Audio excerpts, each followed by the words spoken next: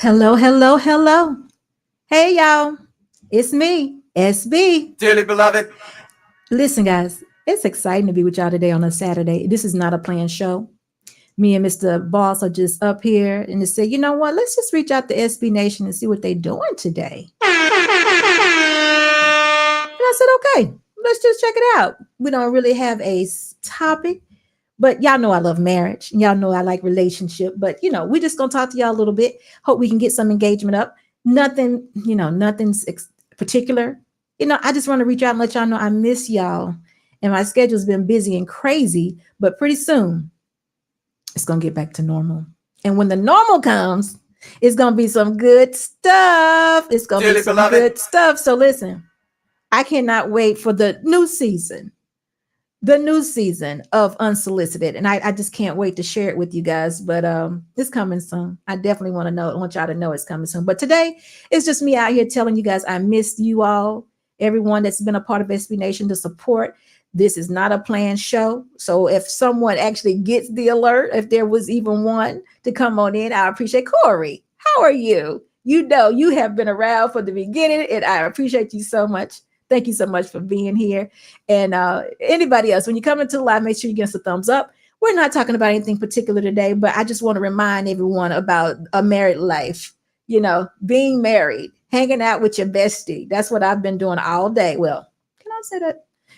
Off and on all day. That's what I've been doing. That's what me and Mr. Boss do on this wonderful Saturday afternoon. I've been hearing so many crazy things about marriage, y'all. Y'all know that. You know that. Corey, you know that. You're not married right now. Living the dream. I am. Corey's not married, but hey, Corey, listen. I can't help but to promote because it's so often we miss it, we miss it and then we're alone. So I'm just telling the ladies, y'all don't miss it. Find you. Thanos, Thanos, how are you doing? Thank you so much for your not $49 super chat. You get the money line. Money line, I'ma run it every time. Give me mine, going up, need no decline. Money line, I'ma run it every time. Give me mine, going up, need no decline. Yeah, yeah. Hey, lady, how are you? It's good to see you. I'm glad you guys are here. Listen, this, like I said, I'm just saying hello, just talking to you guys for a little bit. I miss you all.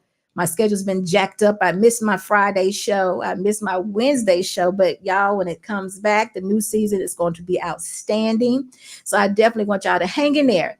And y'all, listen, don't get caught up at these hangouts and get mad at everybody. I want y'all to keep a nice level head. And remember, y'all can go over to SB Nation, get a nice conversation, maybe not learn something, ask some questions, do all that kind of stuff. That's what you find when you're over here at SB Nation, over here at Unsolicited. Now, most of the information y'all don't ask for, but I give it to you anyway.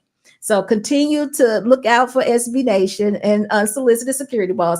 Another thing, Wednesday night, excuse me, y'all, Thursday night, I am still doing Wife Life, but my schedule's been so screwed up, I hadn't even been able to totally commit to that, but I am committed to that. So on Thursday nights, y'all make sure y'all looking out for Wife Life. And dearly beloved, when I get back on schedule, I'll let you know exactly where and when to find that. And, we'll definitely do that. But today, this is just something that me and Mr. Boss decided to do because I have been so irregular with my schedule. And I hate that because I miss y'all. I feel like y'all part of my family now.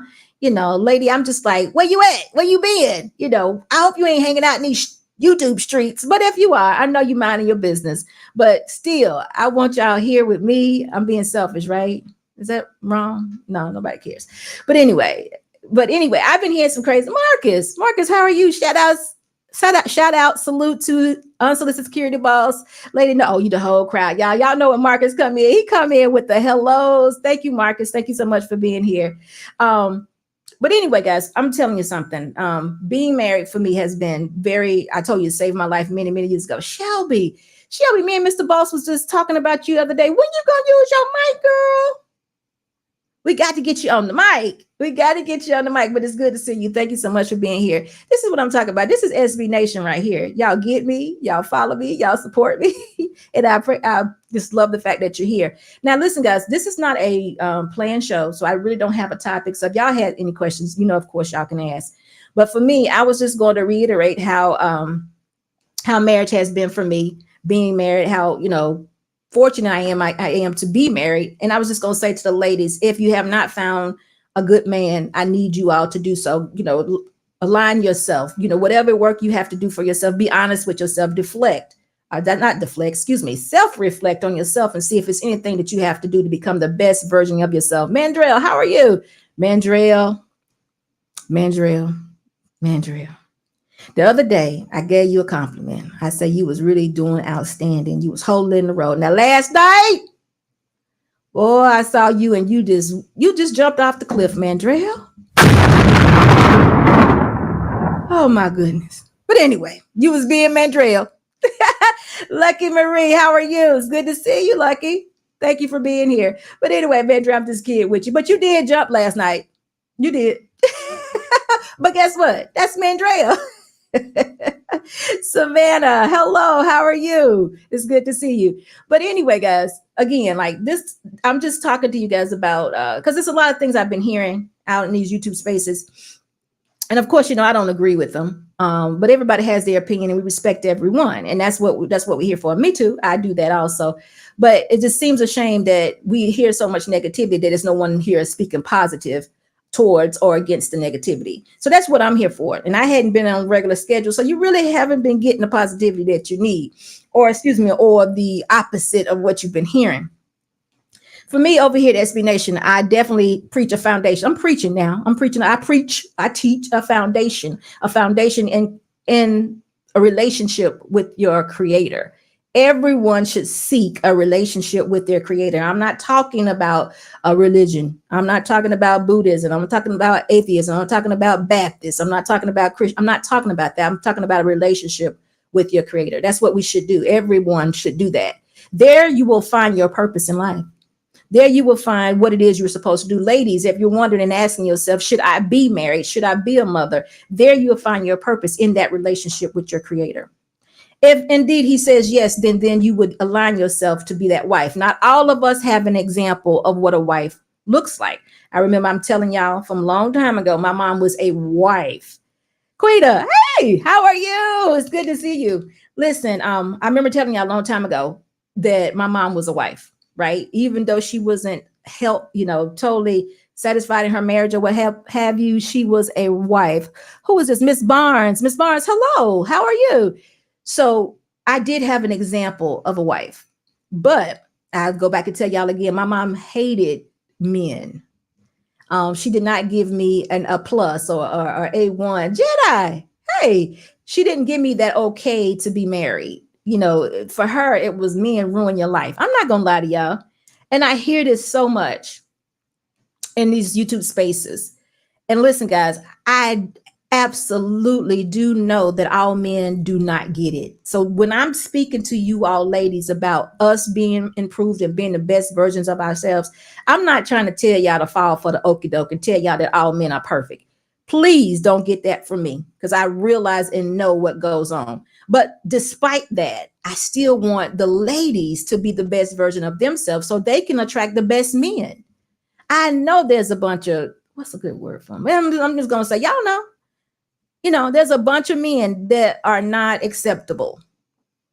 And that's not my concentration right now. My concentration is more on the ladies, because I want y'all to be like high tier. I want y'all to be the highest tier. So when those type men try to approach y'all, they already know that I can't talk to her. She got to stick up her butt, or whatever the situation whatever they call it, whatever they know, they cannot touch you.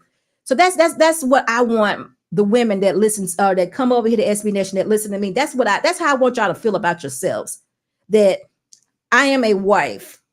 I know how to treat my husband. This is what I want in my life. So I want y'all to carry that. And I want everybody to be able to see it. So you ain't got to worry about the trash. The trash will go on somewhere else and be trashed. And you don't have to settle for something else. Now, don't get it wrong. I do know and I see it. I hear some men, I look at it looking crazy. I'm like, did he just say that? As though they have it together. Not everybody has it together. And as far as women go, we don't know everything. I'm not speaking for the men. I'm saying women, we don't know everything. And we need our husbands. We need our men to protect us. And when I say protect y'all, it ain't just from the violence that's out on the street. It's protect us from the things that we do not know. It's a lot of things I know when I first got married that I did not know that has carried me into this day. And it does. And I got those things from my husband, right? There are some things I'm much more brighter than my husband in. He will tell you himself. I'm much more bright. Real world class. How are you? I'm much brighter than those things in him. But my husband is a very bright man. Hey, Hank. And I love that because he shows me a totally different aspect of life. And I needed that balance. I needed it. I grew up in a very, very conservative household. I did. Very conservative. I didn't know half of the stuff that was going on in the world, although I knew it was going on. Y'all understand what I'm saying? My family didn't do this. We had a certain way of living, and that was how it was. Missionary Mike, hey, how are you? We had a certain way of doing things, and that's how it was. When I met my husband, I'm not saying he was worldly, y'all. I'm not saying he was worldly, but he knew a lot of things that I did not know. And it was, he kept me away from it. Whereas I might have been like so trusting and even now so trusting of some people. He'd be like, nah. You don't deal with that. That's not what you deal with. That's something that men can give you. That's the protection of those things that you don't see. He sees those red flags where I might have been going up trying, look, I probably can sew this back together. He'd be like, no, you can't sew it back together, babe. You gotta let it go. So he does that. He does that for me. That's protection. The covering that they give men, the covering is outstanding because I don't have to worry about anything over my head. Every time I hear Debbie Lover, I think of Prince. Yeah, I think Mr. Boss actually liked Prince. Dearly beloved. That's his way of communicating. He want to be in the conversation, but he just won't come in front of this camera. But that's his way of communicating. And I think he loves Prince also. So you're right. And, I'm just saying, I do know. And Quita, I love your interaction. I love your conversation. I like the fact that you are so transparent and just real. So keep it coming. But, I wish, even though we had some situations that didn't work out, I wish that you two can remain covered, have the protection and find someone that is perfect for you. Because I just feel like where there's a woman that is willing to do those things, there's a man for her. I just don't think that God would prepare a woman to be a good wife and not have a man for her. I just don't believe that, y'all. If that's the case, ooh, he's somewhere laughing at us, right? I don't believe that. I believe God is the one that would say, no, look, you do these things. Because remember, he said he'll bless you. He will bless you. So I just don't think that would happen. If we are preparing ourselves, aligning ourselves to be wives, mothers, good wives and mothers, then he will definitely have a man there for us to protect us, to cover us. To show us provision. He will do that. And that's just what we have to be. So that's why I talk to you women so much about aligning yourself. And I don't beat up the men. I do know that there are some channels that will beat women down. There is enough bad women in the world to go around. And I'm quite aware of that. I actually don't care to talk about those women, because if a woman is on SB Nation's channel, she's there because she already realizes that, something wrong with me, because she's coming here. I'm not going to dog out because she's already reached out. She's already saying, I'm going to see something different, because there's channels you can go to that will dog men out for 3, 4, 5 hours. And they come up with some of the craziest stuff. I'm going to share something with y'all. Now, listen. Everybody knows. If you don't know, I'm going to put it out there right now. I'm not big on social media. Y'all know it. I always say it. When I go to social media, it's kind of like work for me, right?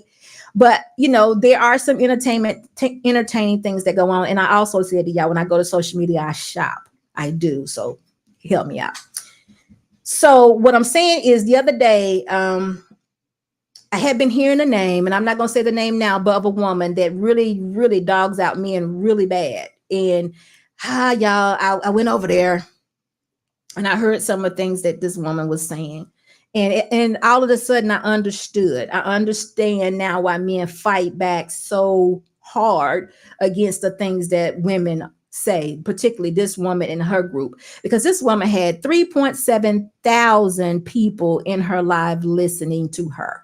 3.7, y'all, thousand people, women, of course, mostly, were listening to this. And it was so sad to me, because it was a terrible message. There was whether you had a bad experience with a man or not, whether the man is good or bad or not, whether you suffered some trauma or if it's domestic. I really don't really care about that. Whether all of that happened to you and it was an experience that you had to go through, I understand. But where's the grace? Where's the grace for people? Where's the respect for people? All those things are individual stories that we would have to, go through and say, okay, dear, you need to go lay on somebody's couch. You really do need therapy. This was a bad man. Okay, dear, you do what part you play in it, and all of that. We would have to ask those questions, which, like I said, I'm not trying to say that the ladies' stories are not real. I'm not saying that in any way, but what part do we play in that? We normally pick the guy that we sleep with. We normally pick the guys that we have children with, and we normally say yes to the men that we marry. So we play a huge part in these relationships. Again, I'm not saying that mental illness is not something that's real. I'm not saying that there are not bad men in the world. But what I listened to the other day, it was terrible. Now, I must say, I haven't heard any men talk this way about women. This was very disgusting. The things that she had to say about men. To the point, I'm saying to men again, and I've always said it, I advocate for men, but in my advocation, I tell you guys to be smart first, be wise, treat your body parts like they're jewels. Not everybody gets to get a piece of you. Put yourself hierarchy. You there, you very high. No, ma'am, you can't have any of me. That's how you have to see yourself, because she was telling women, y'all need to be suing men that have ejaculated in you because you wanted to have sex with them. You didn't want any of their fluids. Did y'all just hear what I said? She said, sue them. Sue them. Now, the part about them having sex with the man didn't play a big part. Yeah, I wanted to have sex with you, but since you ejaculated in me, now I'm going to sue you. So I knew then that I was dealing with some real crazy stuff, y'all. I realized then that this is crazy. Hey, Emils, how you doing? This is a crazy world. This is how we're talking to or against each other, and it's ridiculous. Yes, Savannah, yes. Sue the man because he came in you. Even though you went and had sex with him, sue him because either maybe he took the condom off, the condom slid off, or whatever situation. Sue him. Now, this is a message that someone is telling 3.7 thousand people that are listening. Now, I don't know if they found it to be like a joke, funny, or whatever, but isn't that kind of off, y'all, just to tell somebody? I mean, instead of just being corrective in what you're trying to teach, meaning tell these women, hey, don't be having sex before marriage. Tell these men, don't be having sex before marriage. Women, close your legs. Men, you need to be selective with women you're having sex with. That's the message we should teach. But instead, we're saying you going out there, do what you got to do. She's more responsible because she's got 32 different ways to prevent a baby. But guess what? Did you see what I said? Sue him. This is the message they're giving. Sue him if some of his body fluids get in you. What kind of protection you got against that? Okay, and then heaven forbid. Now, men, y'all already know the court system is told the system is totally against you. So let's find the right judge that would agree with that. And then what? Now you're gonna be sued because the condom slid off. And then now y'all go, Trojan. Y'all gonna be suing Trojan and all them other people now? Is that what we're gonna do? So listen, guys, it's some crazy stuff out there. And I hate it. But that's the message that is out there. Instead of us leaving marriage as an option, we're talking against marriage. We're acting like marriage is the worst thing in the world, but we're still having sex with the people that we are totally against. Then we also are feeling like being single is the best thing in the world that could happen. When I'm just telling you what single life looks like to me.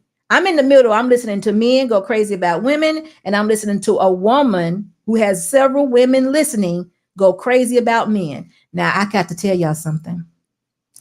That woman's message was way stronger than the man's, meaning she had more women listening at a time. And I absolutely think that more of those women would try to do that.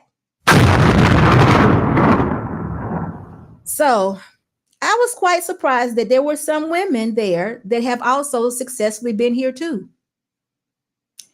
And it made me wonder. I'm like, well, hell, I'm here too. So maybe, but I wasn't all in the comment section. I would just sit back listening, holding my ears and opening my eyes. But there were some women there and it kind of shocked me.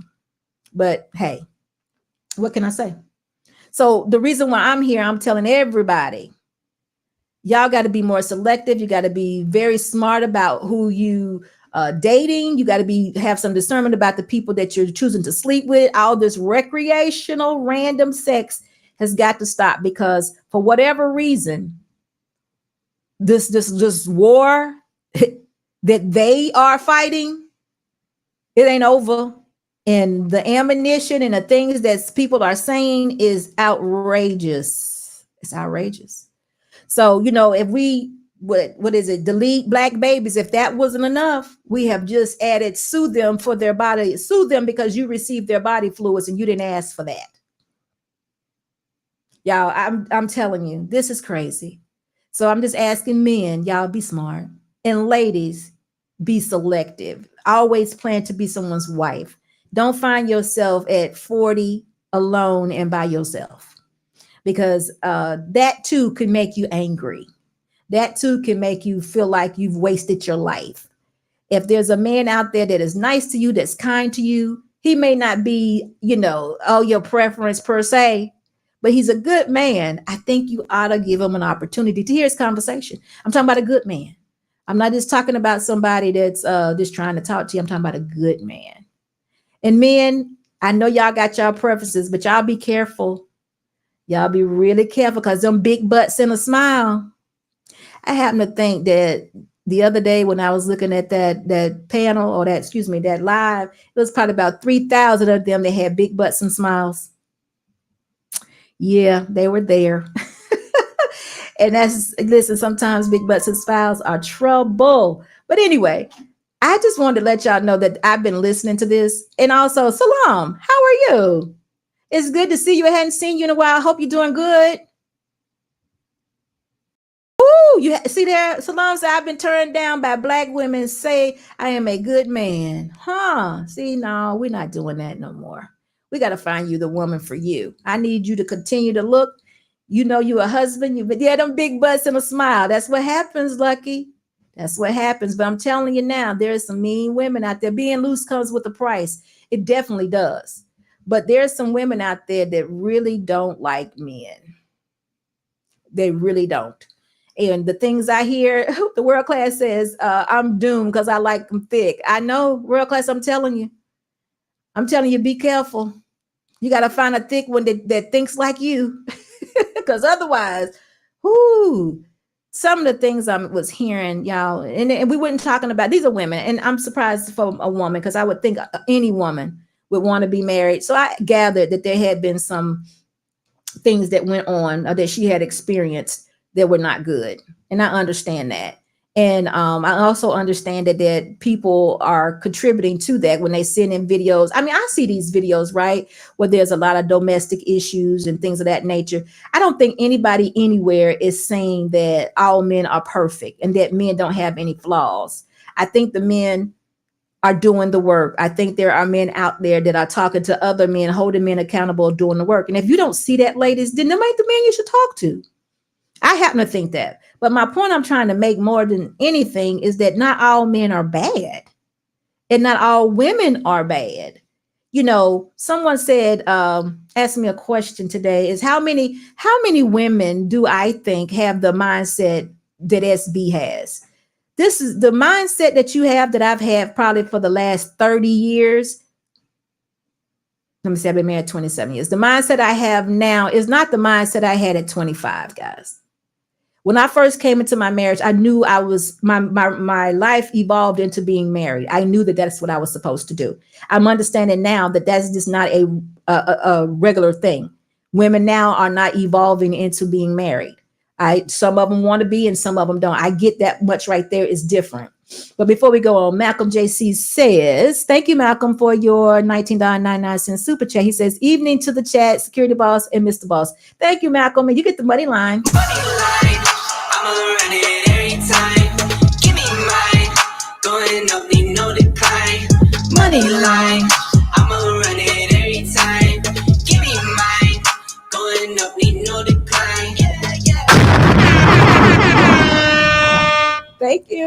you, Malcolm.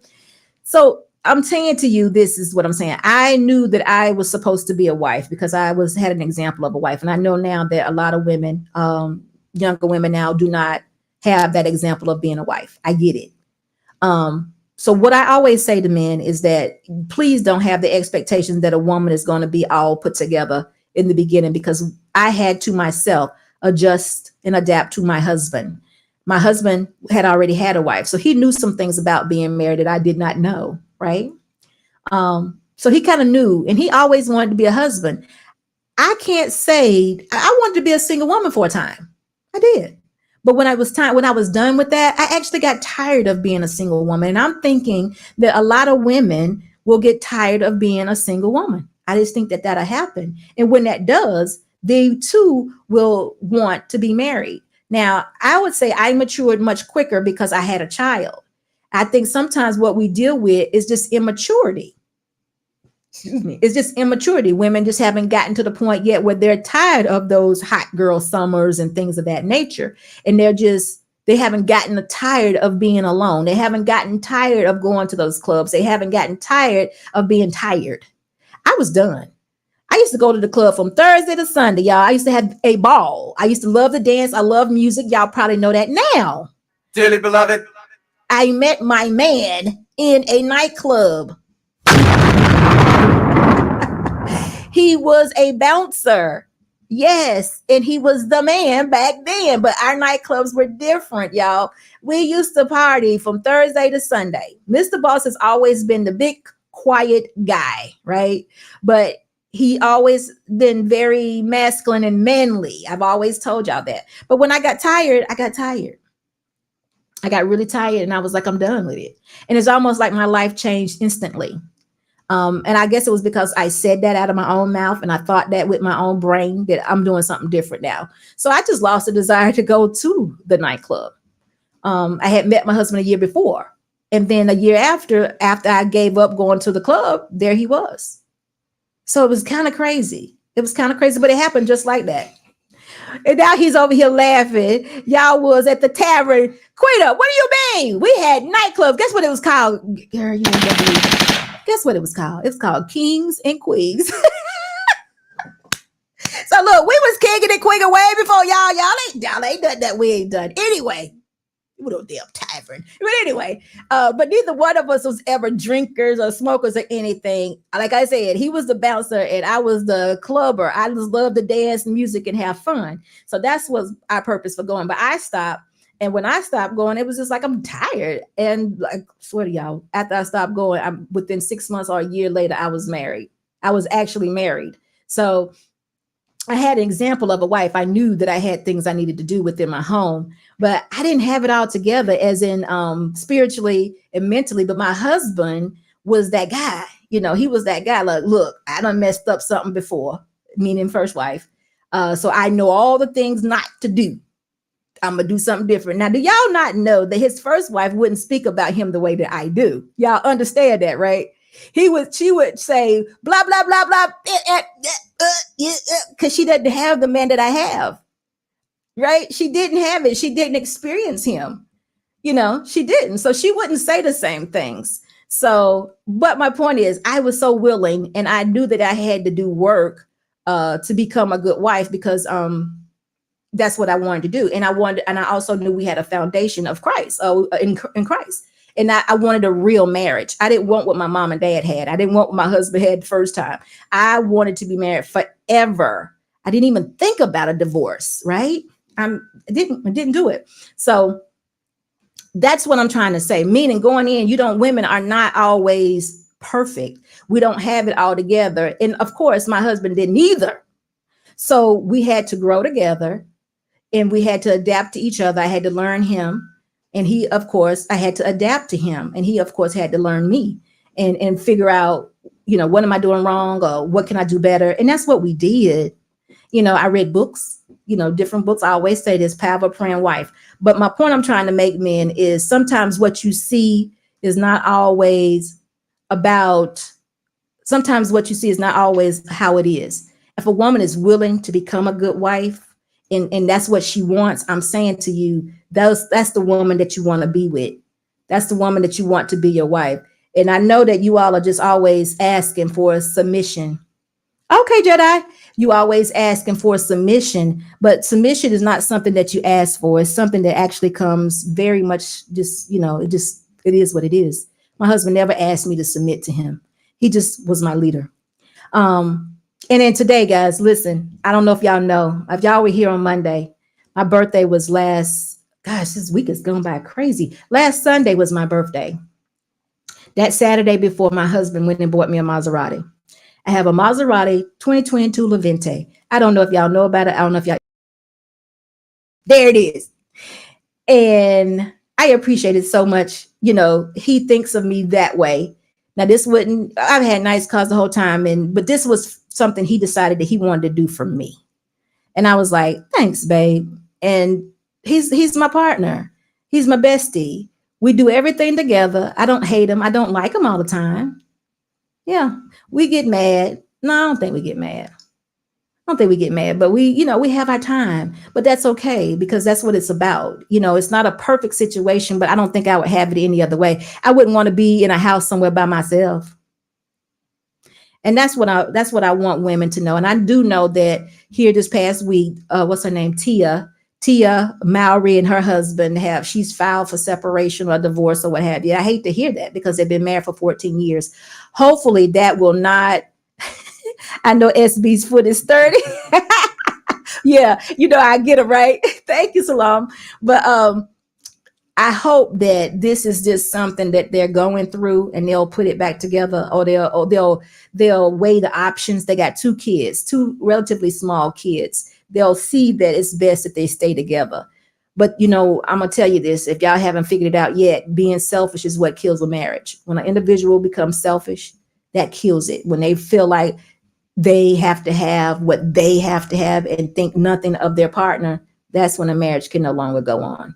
Dearly beloved, as long as a person is compromising, they will always be able to work things out. Even if they got to take a breather to look at the situation, it can work. But the moment somebody gets selfish in the relationship, it will break down. And it seems like they're going through that, but I hope they can put it back together. Step it up and get your lady a yacht. World class, he gonna get a yacht. I know. He's telling Thanos he got to get his woman a yacht. Well, hey, maybe one day. But I just wanted to share that with you because y'all, everybody's talking against being married. And there's nobody in these spaces. It's almost like really crazy. It's almost like there's no love. We just want to fight. We want to have so much discourse that nobody can come together and say, you know what, you're right. Or figure out why are men so upset, or why is this woman so upset with this man? Why are men so, thank you, M. Mills, why are women so upset with men? I want to know my dang on self, because you cannot hold all men responsible for the last man. That's like the worst thing. Jedi, where you at? I'm gonna drop the link for you. I want to hear this. We're gonna let you come on up. You don't mind? You don't mind? Of course not. You in the comment section right here. I want to hear this. We're gonna drop the link for you, Jedi. Are you laughing out loud? Don't play with me. No, Jedi, I need to talk to you. Come on up here for a little bit. Let's talk about it. But anyway, I'm glad to hear that. But yes, listen, guys, I am going to always advocate for marriage first and foremost. I don't like the idea that women, beautiful women, smart women, are not being able to find good husbands that they're willing to work with. And women, I hope that you are not looking for a man that is perfect. A man is a good man. Sometimes they don't know. If they haven't been exposed to certain things or certain behaviors, they won't know how to behave that way. I'm even hearing now that it's not even cool to be chivalrous. You got people calling you a simp because you open the door. Your man needs to open the door for you. He does. Your man needs to pay for a dinner for you if you all are going out on a date. That's not saying that you won't cook for him. That's not saying that you won't pay for him. That's not saying any of that. But a man shouldn't allow a woman to keep him from being a man. And if you get that type of vibe, you really like the guy, sit him down and have a conversation. Hey, look, what's going on? Don't bring these YouTube talking points into our relationship. I really like you. I hope you like me. And y'all just keep it authentic, because Too often, these talking points will ruin a relationship, and nothing about our relationships are authentic or organic. Hey, Shook. Hey, Black Man. How you doing? It's good to see you. You've been footballing today. I know you have. Black Man, where you at? If you ain't doing that, come on up. I'm not doing anything. I'm just talking. I miss y'all so much. My schedule's been crazy. I ain't been on schedule, been out late. Who was that the other day talking about SB? You running on CP time. It was so right. I was busy, but guess what? I'm here now. I just want to touch. I wish I could just touch everybody. I'm like, y'all, look, I'm coming back because I just know that y'all want to see me sometime, and I want to see y'all too, and just love the comments that I get. All of that. Email me the link. Okay. Oh, we just dropped it. It's in the comment section. But Jedi, I really want to hear about that. I get excited when I hear about things of that nature. I'm so glad to hear that. And I'm just glad to see you too. I haven't seen you in a while. Successful Melanie Dusty. How are you?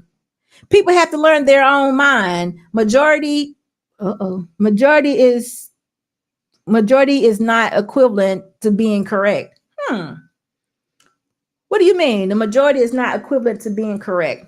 Are you saying that people don't want to live a easy life? They would rather like a hard life or a life with chaos? If you were to say that, I might agree with that. I'm not going to say the majority, but I do know that in these spaces, that's exactly how it looks.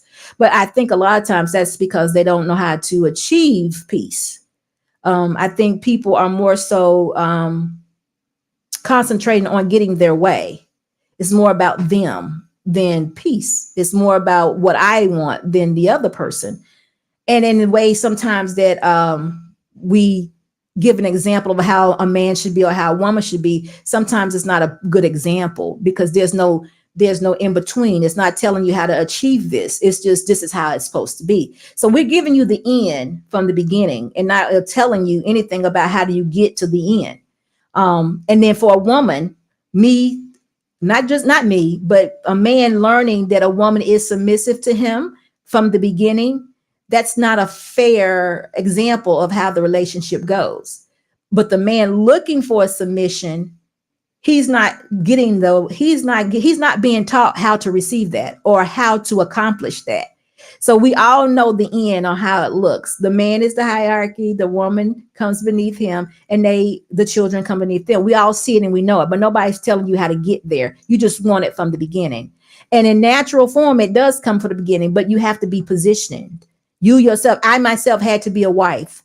I myself had to have the will to want that. I myself had to pursue that married life. The man that I married, he had to want to be the head. He had to know that he was the one that was in connection with Christ. He knew that he needed a wife that would be willing to follow that. Lots of times now you have people that have no foundation and not interested in having one. Now, I honestly got to tell you, I don't know how a true marriage will be without a foundation. Well, I can almost tell you it's not going to work. Many may not want to be married. You are exactly right. But if an individual does, have your own mind and not succumb to what the majority pushes. I agree. But guess what? The majority is this world. It's this world. This world will tell you, women mostly, you don't have to do this. You got to do this. You do this. You do this. You can have this. You can have that. And influence is great. Influence is big. And we have to teach women and men that don't succumb to the influences. So you're exactly right. But when you on social media, how can you help it? How can you help it? You got to know that you have to protect yourself. And they don't know. Dearly beloved. You don't, I understand what you're saying. You clarified it. But guess what? If you don't know that something's not good for you, how do you know not to drink it? You won't know. Again, I give examples, and I'm a woman that's gone through all of this. I'm not going to say older than all of y'all, don't really know, but I'm a woman who have seen certain things. And if I say to a younger group of people, women, hey, look, guys, be careful on your single girlfriends. They're nice women. Y'all might have a lot in common, but now you're married and their main concern is them. Your main concern is your husband, you, and your family. They will hear me say this, but their number one comeback will be, SB, that's my girl. That's been my girl since I was little. Nah, she ain't like that. She gonna respect my marriage. Now, I'm a woman that has gone through all of that, all of it. And I'm telling you, I need you to watch out for this. Not because she's going to try to sleep with your husband. I'm not even going to extremes. I'm just saying to you, her mindset is not your mindset. And some of the things she do and say or take pleasure in are some of the things that a married woman shouldn't take pleasure in. Just that simple. But guess what? It always has to be a proven point. They just will not listen. It has to be a proven point. They have to bump their heads. Like Trick or Mike said the other day, the girlfriend has to come over and tell the wife, why you making your husband's plate? Before she realizes that that girlfriend is not an advocate of that marriage. So it's always black man. Yes, ma'am. How come I feel like it's Monday? Man, it does feel like Monday, don't it? Man, yeah. I just got in from a long day of football, ladies and gentlemen. I know. How'd it go? It was horrible.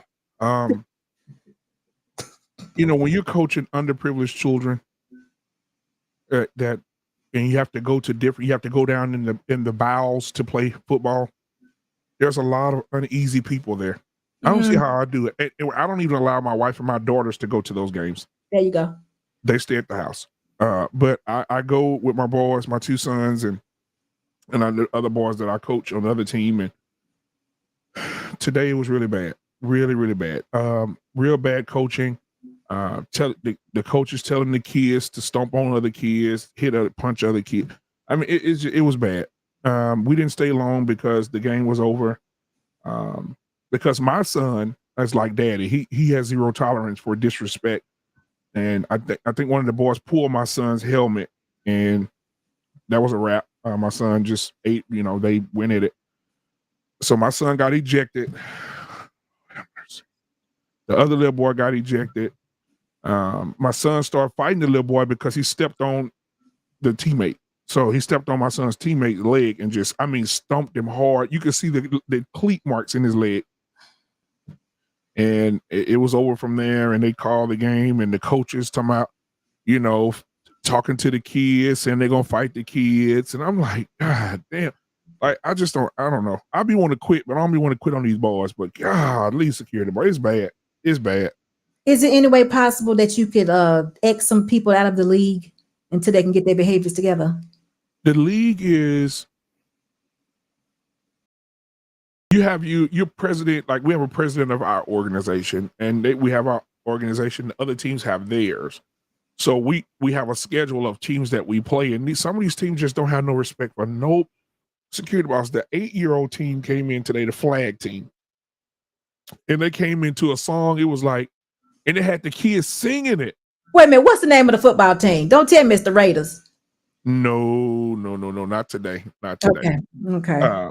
But they were singing the song. It was like, what we come to do, we come to fuck up these bitches.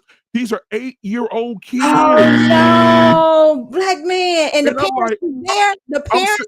I'm sitting on the sideline like, what are they singing? What they saying? And it was like, fuck them, fuck this, fuck that, fuck this. 8-year-olds, and the coach is like this, yeah. I'm like, oh my God. You know what? Y'all should just forfeit the game and walked off. Yep, I knew it. Somebody need to make a stand. And if it needs to be just like that, I know that might be like real abrupt and like whatever, but we forfeiting this one. Y'all can have it. Y'all win. We're leaving. Because that is aggressive coming to the door, and that ain't got nothing to do with football. No, and those were the 8-year-olds. No. Now, let me tell you something. Many years ago, Mr. Balls had an associate who did the same thing that you're doing now. Mm-hmm. And a team used to come in, and they were dressed as the Raiders. And they used to act somewhat like that. Wow. But they didn't have the cuss words in their song, but it was of that nature. That's why I said they ain't the Raiders are, because what they do is pick the worst team. Back then is when the Raiders didn't win.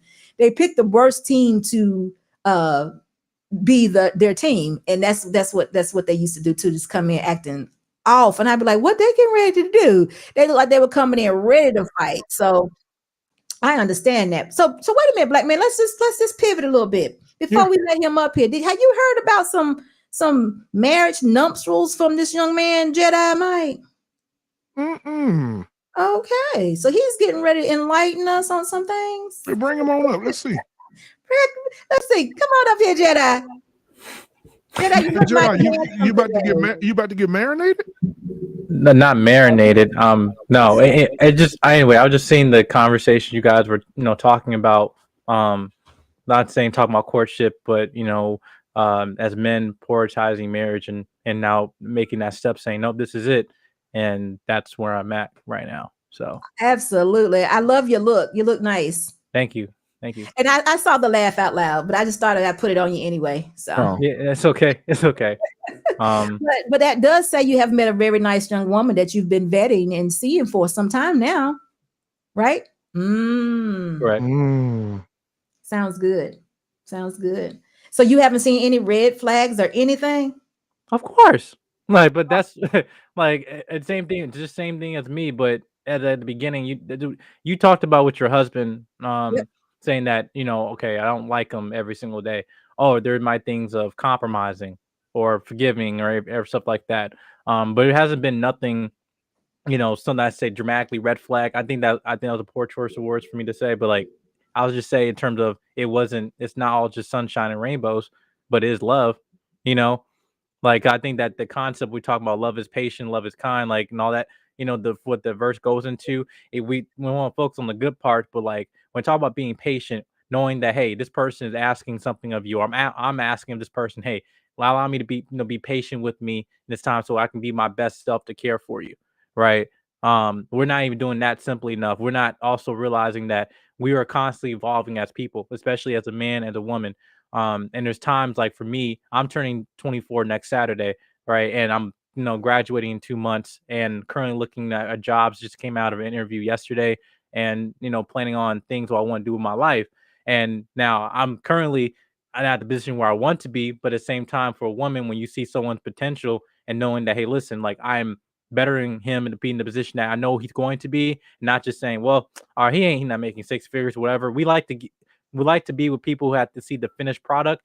But I think there's actually a greater gift than actually seeing someone grow and becoming who they are, not just as a man, but also as a woman too. Like you want to see someone grow into becoming a wife, because things that last forever should not be rushed, And I think that's the thing. We always keep rushing for the image of like, okay, I want to get the marriage and stuff. This like if you want something to last forever, then it's gonna take some time to see that in fruition. So that's just something I kind of remind myself to keep me, as my foundation, especially with Christ. Yeah. Jedi, well, you're the standard and you're exactly right. We want the end. We want the end product from the beginning. And I don't know if I do a good example of sharing with you all that it is not, this is the end. It took a lot of us going back and forth, growing, different things we went through to get here, a lot of sacrifice and reading books and things of that nature. But I do want to ask you a question or two. Yes, ma'am. You are getting ready to be 24 years old and you a Libra like me. And I just want to know, because when I did Rich Auntie, and I'm gonna have to go back to it again, Rich Auntie, the young men that I interviewed and the young men that are around me, they were like 20, 19, 20, 21, up until about 24 also. And they all wanted to be married. They really did. And I never heard so many things as I hear from them in these spaces. These spaces are almost like negative, right? When it comes to being married. So have you noticed on a college campus, what have you noticed? Do men, are they talking negatively or now are they, go ahead, you shaking your head, go ahead. I'll do you one better. Hey, I'm part of the Blue 5 family and everything. They know, and also my girl, she's also a part of D9 as well. So, but even then, we also know her line sisters and me and my line brothers too. When you talking about, yeah, no, I'm looking to getting married, everything. Like, wait, what? Nah, bro. Nah, man. Nah, even if they're like, oh no, bro, like, I can hook you up with this girl behind you, the AKA. I'm like, no, I'm good. Like no, and I'm being serious. It's like it's very funny that, and especially with God, I'm not trying to set you up to be in a position where now he's requiring you to be disciplined, but when you now have something that he's blessed you with, then it's like temptation comes in through other environments, and that's not coincidence. Like, I'm not trying to say I'm overthinking when I see certain things that not come in alignment, and like a lot of coincidence. Like when you receive a blessing, that's when warfare comes, because again, like I guess when you reach the highest moment, that's when the devil want to come try to take it away from you. So I think right, exactly. To the top of the mountain, said you can have all of this, and then what if you say yes? Then what? Now what you Right. got?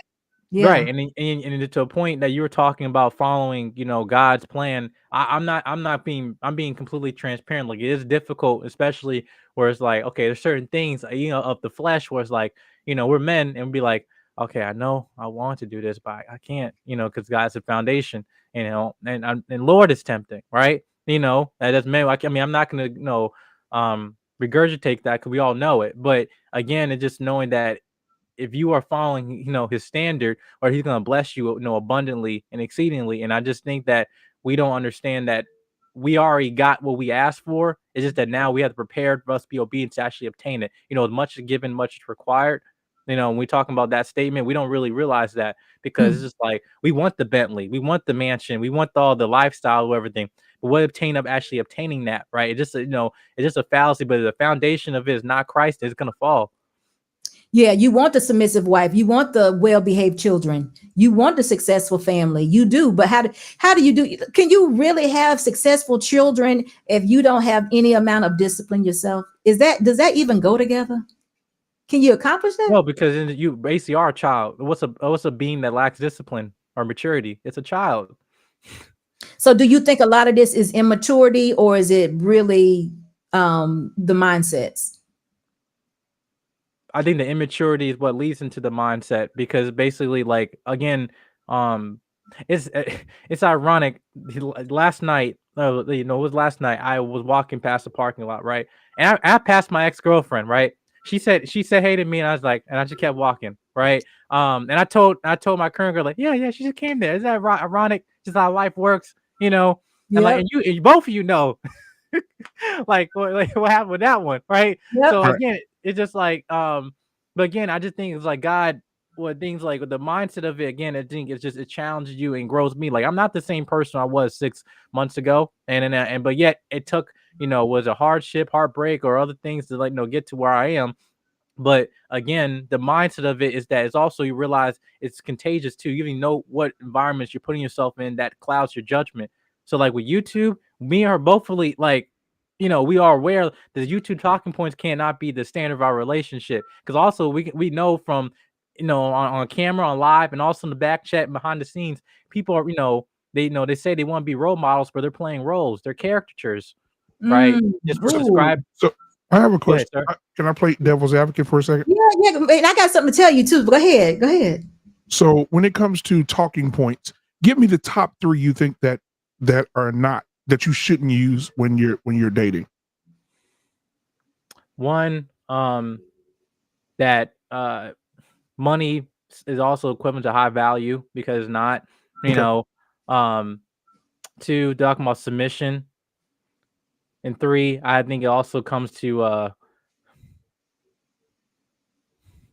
I'm trying to think of the third one. So let me go back to the first one, and hopefully my mind comes up with. What comes with money too is like thinking that it goes back to that question when you've seen someone grow to becoming who they are. They think, oh, women don't want a broke man or anything like that. Like, that's not the case. Yes, a woman will be taking care of one's security, right? Mm-hmm. But they also want to know that man is a hardworking man, even though he's not financially where he's at right now. He's going to get there. The thing is, but you want to see the spirit, not just the outcome. Like, oh well, he only making about what, $60,000, $70,000 a year. I need a lifestyle. Like, but if you are actually seeing a man who's putting the work to get to the $100,000, that's the one you want to keep. Than some man just flaunting all his money all the time, because that's a poverty spirit, So with the second one, submission. Again, I have never asked my woman, do you have to submit with me? Ever. Because I think, why'd you have to ask somebody to submit with you? Isn't that like, it's a choice? Yeah, I agree with that. Go ahead. I got 3. You said money. Okay, go ahead, Security Boss. I'm gonna get yours too. 6 figures, 6 foot, 6 pack. Okay. All right. That has nothing to do with being a man that has nothing to do with being a married man that has a foundational, his foundational is in Christ and his ability to take care of me. It has nothing to do with that. Okay. 6 figures, 6 pack. And what's the other one, y'all? I forgot. 6 inches. 6 6 feet. inches. Yeah. Black man, you stupid. Is that another one you need to add? Another 6? I don't know. So look, What I was don't going to say was, so I agree with the 3 that you gave, security boss. I want to go to the money and submission part, because I was looking in the chat, looking at our beautiful family here in the chat, I know and SB Nation. SB Nation, and in SB Nation, we had someone to say a few minutes ago that that these YouTube spaces are toxic for relationships. So what I want you to do is, everybody get off YouTube for just a small bit, take a week off, and I want you to go pick up your Bible, and I want you to start reading, and I want you to start in Proverbs, just right in the middle. 31.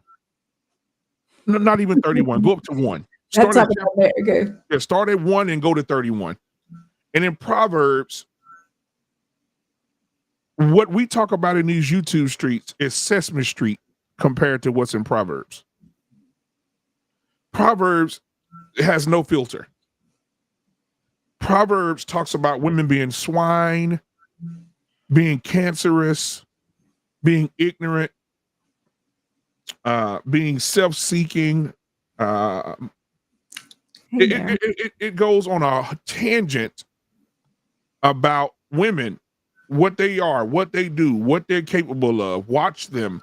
You know, there's even a verse in there where a man tells his son not to be with a woman because the woman is poisonous and cancerous, and your children will be cursed. Right? And so the Bible speaks of all these things. And when it comes to money, the Bible talks about money too. And somebody asked me, well, if money is evil, why the church collect the collection plate? No, it says the money is the root of all evil. It's the beginning of it. So I think that everything that you find people saying now, I think we've taken the biblical text of things and just used it in a modern day form on YouTube. I think that's what's happening. Point, Black man. I don't agree with that. Well, because there's a middle ground to what he's talking about, because I know there's certain content creators and certain people that would throw scripture out of their behind to counter out, talk like the things we might Those talk are the about people I'm talking about, yeah. Right. Okay. And we might want to get in this whole battle about, well, but God say, this about the man, whatever. And like, well, listen, regardless about that, I would also believe in terms of not only in terms of interpretation, but also challenge people to see things in different translations, right? Because it's also just how like your minds are open when you're not so narrow-minded and using scripture to counteract someone's things, like when they're actually saying, look, it's the law, nothing's above the law. So again, what we're talking about here is, again, it's just child's play, compared to what's actually in terms of the scripture that we're talking about. But to the point that Black man's talking about is that what is the space of this YouTube being toxic, whatever, like, yes, and there is, but also that calls discernment. Are you actually challenging yourself? Like, I'm not going to just take things for face value and actually challenge people why you think that the things you do, and just say, oh, well, instead of actually challenging your argument, challenging your points and ideas. Because when an idea or mindset that cannot be challenged is not worth to be standing on, because you're not actually realizing that you actually have foundation, root, scripture, actual facts behind what you're talking about. And if you don't do that, that will lead to that toxicity. Yeah. Let me do this super chat. Sir Hill, welcome, Sir Hill. Thank you so much for your $4.99 super chat. And he just says SB Nation. Thank you, Sir Hill. But listen, let me chime in on that for a little bit. Black man, of course, there's nothing new up under the sun. So everything that we talk about, talking point, relationship, everything that we talk about will be referenced in the Bible. But what we've done in these spaces often to make it somewhat toxic is we put numbers on it. Like, for instance, with the 6 figures, the proverb talks about money and how valuable it is, and things, and wealth, and having wealth, and how to obtain it. But we go say 6 figures, and then we say a man is no good unless he has it. That's not what the word of God says. That's corrupting, excuse me. Or we talk about a woman being virtuous, a woman going out and finding the food and going to the camps, going to the places, and being an entrepreneur per se. But no one ever told that's the virtuous woman, but no one ever said, put that career before your man. Exactly. You get what I'm saying? So we do have references to what life is, because the Bible was written, and it's a way, it's somebody's way of living. It was our way of living. It is the blueprint to the way we should live. such is true, but we add the toxicity, toxicity, toxicity. Now I'm done. We make it toxic because we add our own to it by saying Right. stuff like, the woman now, okay, women, y'all can have your own. And some have even given reference to the feminist movement being, kind of lining up to a virtuous woman, because she did this, she did that, she did this, and she did that. Hey, could you tell a woman that is feminine, that a feminist, that she is not a head of a household, or that she doesn't take care of her home? Could you really tell her that? No. Yeah, no, you can't. And are you familiar with Dr. Tony Evans? I've heard that. Yes. Dr. Tony Evans did a series, and he did two. He did one for the men. He said, "Where's Adam?" And then he did one for the women, and he called it the accountability or something. I don't remember that subject. But in the sermon, he said just what you said. He said, if you're in a marriage and your marriage is starting to fail or fall off, he said that the reflection should be, if your husband ain't nothing and you're his wife, then consider both of yourselves nothing. Because you are, because instead of you talking about your husband, you should be about your husband. Yep. And you should. And so when you were just saying a few minutes ago that, we talk about, oh, my man won't do this and my man won't do that. And no. He was saying it. He broke it. I mean, I'm gonna send it to you, Security Boss. He broke it down to the point where he went through scripture only, not from what he believed, but he went through scripture, and he broke down how a woman and what she means to a man and how she's supposed to conduct herself with her man. And I mean, I was there live and in living color. And when I tell you the church was so quiet, and right in the middle of his sermon, he said, I know y'all don't want me to preach this to you today. He said, but I'm going to preach it anyway. And if you're mad at me, email me or come see me after church and we'll have a discussion. But the church was so quiet. But then he did Where's Adam? And he talked about the man being there, and the man needs to do this. And he said that if the man's the leader of the home, he should be able to come into the home and lead everything. He said, when the kids need to go to the doctor, take them to the doctor. If there's something to be done at the house, you do it. He said, but if it's overwhelming, then you call in your helpmate. Baby, you should have saw the women. Yes, Pastor, you tell them. But as soon as he did that sermon about the breaking the woman down on her responsibility, baby, you can hear a rat pissing on a cotton ball. Wow.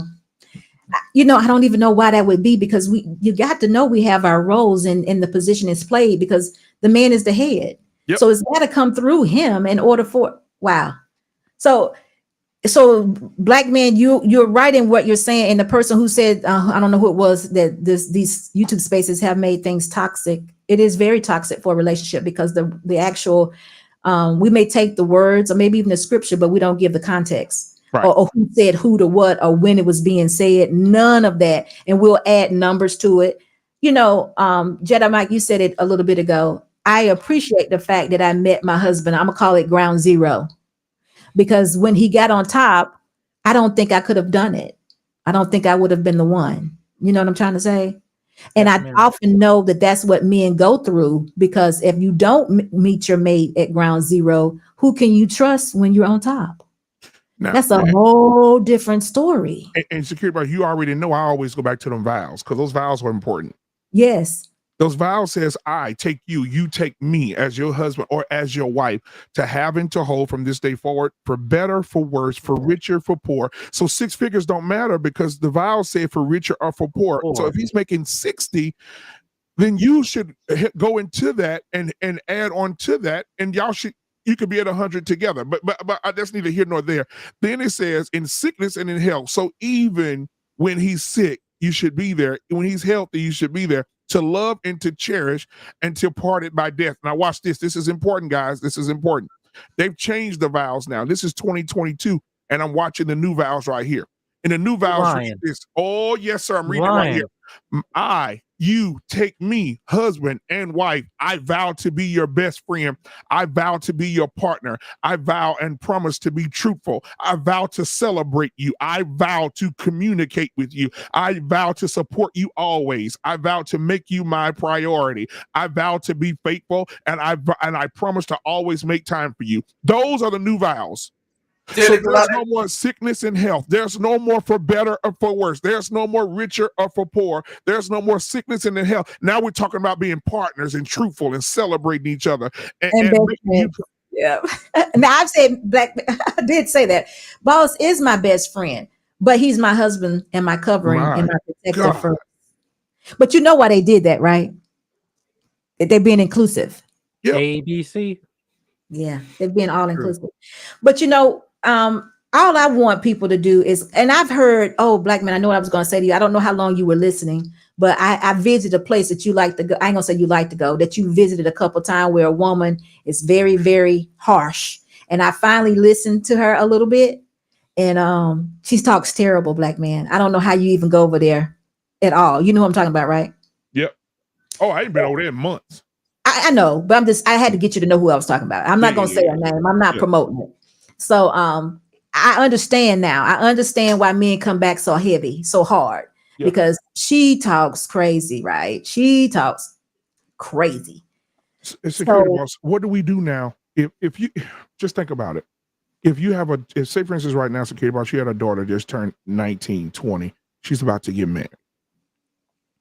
And she say, Mama, you get to the wedding, and she says, and the pastor says, ma'am, little boss, do you vow to be his best friend? Do you promise to be truthful and celebrate him and communicate with him and support? And do you promise to support him always and make him your first priority? Do you promise to be faithful? Do you promise to make time for him?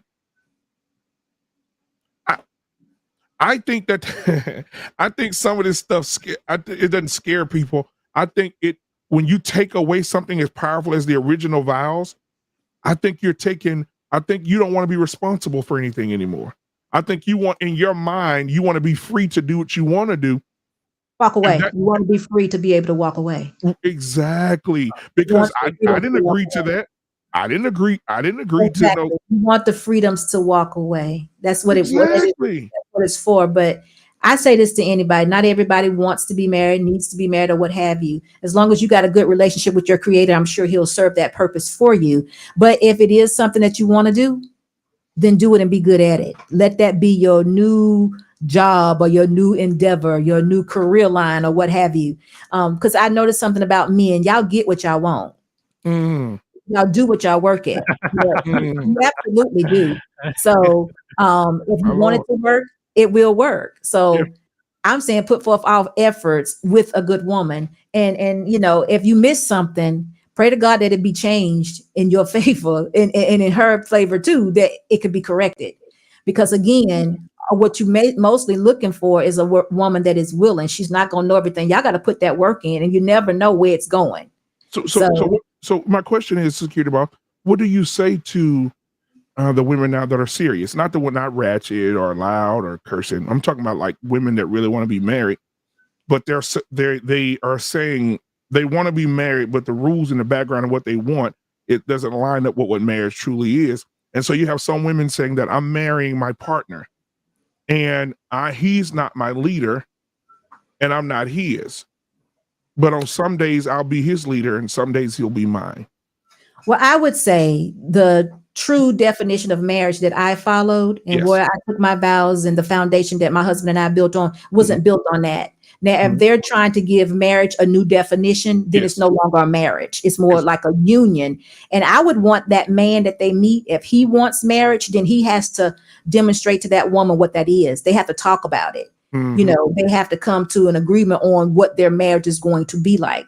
Now, because Black man, I'm not saying that won't work, but it needs to be an agreement amongst the both of them. And I wouldn't say that it's a traditional marriage in vows alone. That's something that they've created. And see what happens, though, when you start changing stuff, it loses its foundation. It loosens the foundations a little bit because it's a crack there. Because as we change and get older, those things that are so important to us going in, they're not important to us about 15 years later. Exactly. I agree. Things start looking different, and all those things that she requested as far as we're gonna be partners and all that. What happens when you can't do, or what happens when he can't do? I know how you all are. Y'all are very solution based. If I told my husband, if I wrote a list and told my husband do these 10 things, he's gonna get those 10 things done, and he's gonna be done with it because he's gonna think we had an agreement and we do. I'm good, baby. You good? I'm good. But what if it required him to do something more? Because now we're 10 years in, and what we talked about in the beginning, I can no longer satisfy. Then what? Now I'm about ready to leave him because he's not doing what he know this needs to be done, and he's just not doing it. That just put a crack in our foundation. Whereas for better or worse, for weaker or poor, all of that was covered in the beginning. Mm-hmm.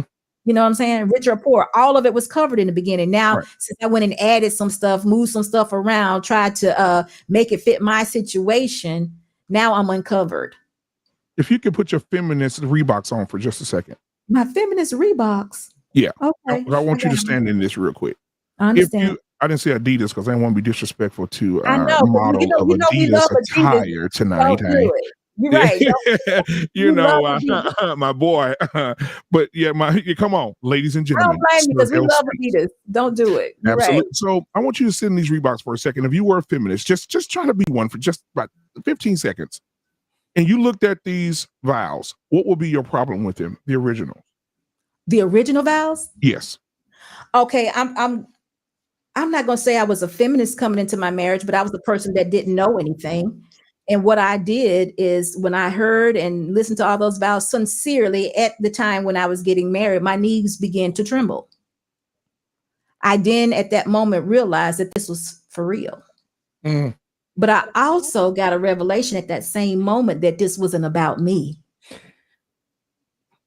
At that same moment, Right. my knees started to tremble, and I realized that this was sincere. And then all of a sudden, God came, and I realized, oh, this is not about me. I realized that marriage wasn't about us. Does that make sense? It makes sense. All right. Thank you.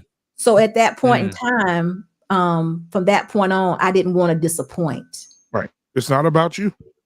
It wasn't about me. No. And it didn't become that real to me until that particular moment. And I'm not lying to you when I tell you my knees started to tremble. It's the truth. I got super nervous because it became so real and so grown up like. That was God telling you that God telling you that you had a man good enough that will start at the bottom, get where he is today, and value that Maserati that you got for your birthday. Head up both sides. There it is right there. Right. I know y'all felt that. And all that in between. But that was pull the pitch up. That's when it actually happened. But you know what? Like, man, you guys are so much older, are so much more mature, I feel, than we were. Because of you, because y'all have so much access. Y'all have the internet where y'all can look up anything. Y'all got people that it's just everything is so in your face. We didn't have that.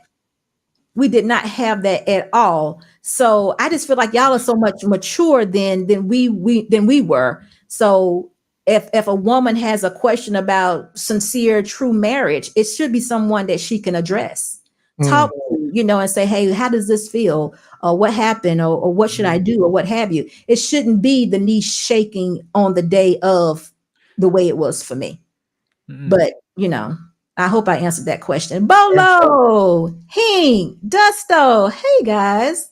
Sir Hale. Hey. How y'all doing? What's Good, going good. on, security boss? Is it okay if I address, first of all, to the lovely security boss? It is wonderful to see you. Great to be in your presence. Salute to Uncle Boss, Black Man Unfiltered, Jedi Mike, Dusto, Hink, and Bolo TV. I have to address my brother. What's going on? Dearly beloved. I love Black Men Unfiltered. I love Jedi Mike, but tonight on national television, I have to disagree with my brothers because they said some things that really grieved me deeply, and I want to address this. So the first thing is we talked about talking points in relationships, and we talked about how if you're in a relationship, you never have to talk about submission because you'll naturally do it. Well, this ain't 1960, guys. If you're going to be in a marriage in 2022, I want you to make sure that you put those things on the table.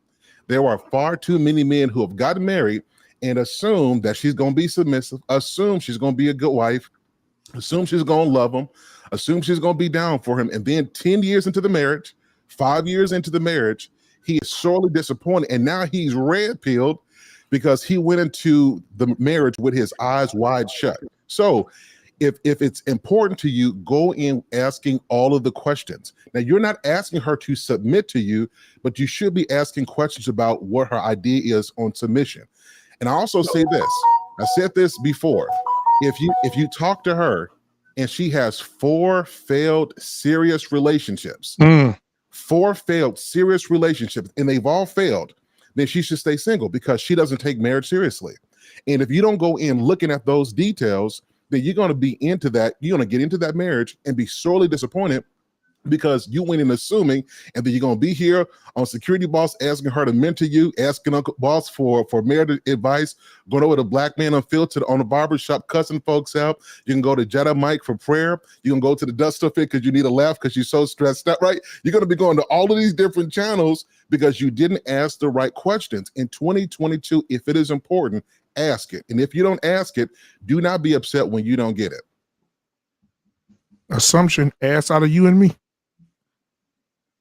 So listen, I have to ask the question. Well, let me say this. Sir Hale, you're right to a degree. Let me say this. You're right all the way around, but I think, and I'm just speaking for them, Jedi, you can correct me if you want to. In Yes, the ma'am.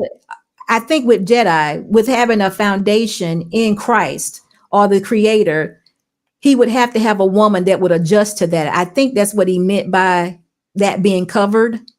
Now, I could be wrong. Is that what you're saying? Because and that's what he mean by he doesn't have to ask the question. Because when men have that as an example, if that's what he's leading with as a man, and that woman is, because if you ask the woman if she's going to be submissive, she's going to tell you yes. But that could be the biggest lie in the world. Your question to her is she going to follow you, who in turn is following Christ, which could be a lie too. But then you should be able to see that. That should be a visible thing. I don't know. I think a woman could lie to you about submission. I think she could just really tell you a lie. But This is my opinion. I don't know. Can I respond? So this is going to be a little rough. A lot of women can be great at church stuff. I love the Lord. He heard my cry and pitied every groan. Whitney Houston, right? So love all that. And she can be a great Christian and a terrible wife. And the reason why is because we have more practice at church than we do in relationships. And so that's why you can't assume that just because she has a biblical foundation that she's going to be a biblical wife, because we only are great at what we have experience for. So she can be a great evangelist. Doesn't mean she's going to be a great mother. She can be a great preacher. That means she's going to be a great wife. Ask the questions. But does that mean she's willing? She may not be. I agree with you. She may not be, but if she's a willing, she may be not great at it because she doesn't have an example and doesn't have a leader or a covering or somebody that's telling her exactly how to be. But does that mean she's willing? And that's why you ask the question. Because when you do this, you get a chance to see her from the inside out. That's intimacy. And you get a chance to see how she responds. And that way you have a gauge. Now, this is where you get your discernment. And you know, okay, God, I hear you. I see we got some work to do here. And that's why you have to ask the questions. It's ask, seek, and knock. If you're not asking, you're not getting. So, Sir Hale, are you saying that in 2022, you can no longer go to the church and just know that she's a church girl and marry her? Not only am I saying you can't, but you never could, because even devils go to church. So she has to have it in her, right? She has to have it in here. Yeah. And you can tell more about a woman, not as she's in the church, but as she is in her home. How she is at home says more about her than what she does at church. And that's for everybody to hear. No, and I agree with that. I met my husband in the club. That doesn't mean anything. Everybody in the club. Right. So Jedi, what were you getting ready to say? And hello, little podcast. I'm going to get with y'all in just one moment. Jedi, go ahead and respond. Yeah, I want to respond to the point, Sir Hale. Good to see you again. I haven't talked to you in a minute. But it's to the point that you're saying, I absolutely agree with you. But that I have like a level of stage of intimacy that I have in terms of there's like in the form of a house. So you think of foundation, what's on top of a house? On top of the foundation, a house sometimes, right? That you're trying to build, right?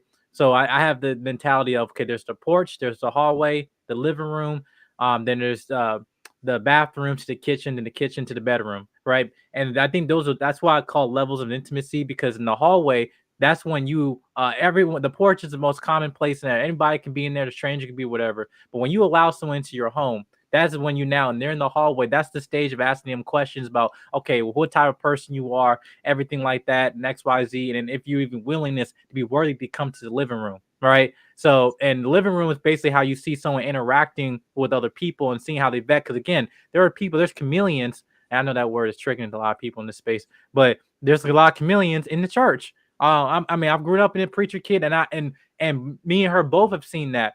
But the thing about, we even see on these platforms too, that while we call out for what it is, and that's the thing, like, no way we're taking these talking points up here and having the foundation, like, listen, we're not going to be biblical hypocrites, right? Yes, we might follow straight and everything like that, but one thing we can have is be accountable. Because one thing, not saying that criticism is not exempt from Christ. Condemnation is exempt, because there's no condemnation with him, right? But the same thing saying that to avoid criticism or instruct the criticism is to avoid a liberal gift from God. I believe is that the thing that a lot of Christians want to reject, because that comes with conviction, but it's also, that's the pathway of deliverance too. So, and I feel like that's a lot of things where the Q&A questioning part that you're talking about, it goes to the part of the foundation of Christ.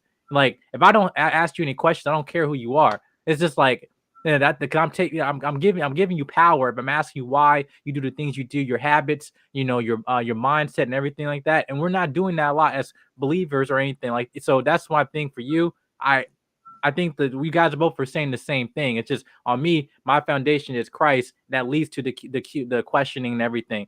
Yeah, if I didn't get to that point, I wouldn't be talking right now. I'm not saying that at all. I'm saying I've been talking about relationships since I was 7, and I've seen how things go. People are terrible, and Christians, we don't ask good questions. You know what? You know what's funny? If you get a good job, they'll ask you more questions about the position for your work than you do for your wife. Think about that. Think about how deep that is, and they'll be quick to terminate you. But when we get with each other, we bring our Christian context, and we assume that person has that level of maturity. I'm going to say this on national television: unless they have a heart like Security Boss. And Security Boss, I'm not gassing you up, and I mean this genuinely. And I mean this very genuinely. If they don't come in with your heart, they might not have what you have, may not have your skills, but with the heart to say, I want to be a wife. And not only do I want to be a wife, if this means I've got to disconnect from family, that's going to poison what I do. If this means I got to let go of some friends to connect with my man, if this means I've got to take an introspective look at myself to make sure I'm doing what I got to do, if I got to address some unforgiveness, if I got to address some pain, if I got to get over some turmoil, if this means I got to have some ongoing education, whatever I have to do, read a book here, check out this podcast, go to this retreat here. If she doesn't have the heart that Security Boss has, I'm telling you, I don't care if she is in the pulpit. That's not a wife. So we gotta stop thinking that just because somebody is a Christian or just because somebody is great at what they work, that they're going to be a good wife. If she doesn't have the right heart, she will never be a wife. She might be married to you, but she'll never be your wife, and you will be a frustrated man.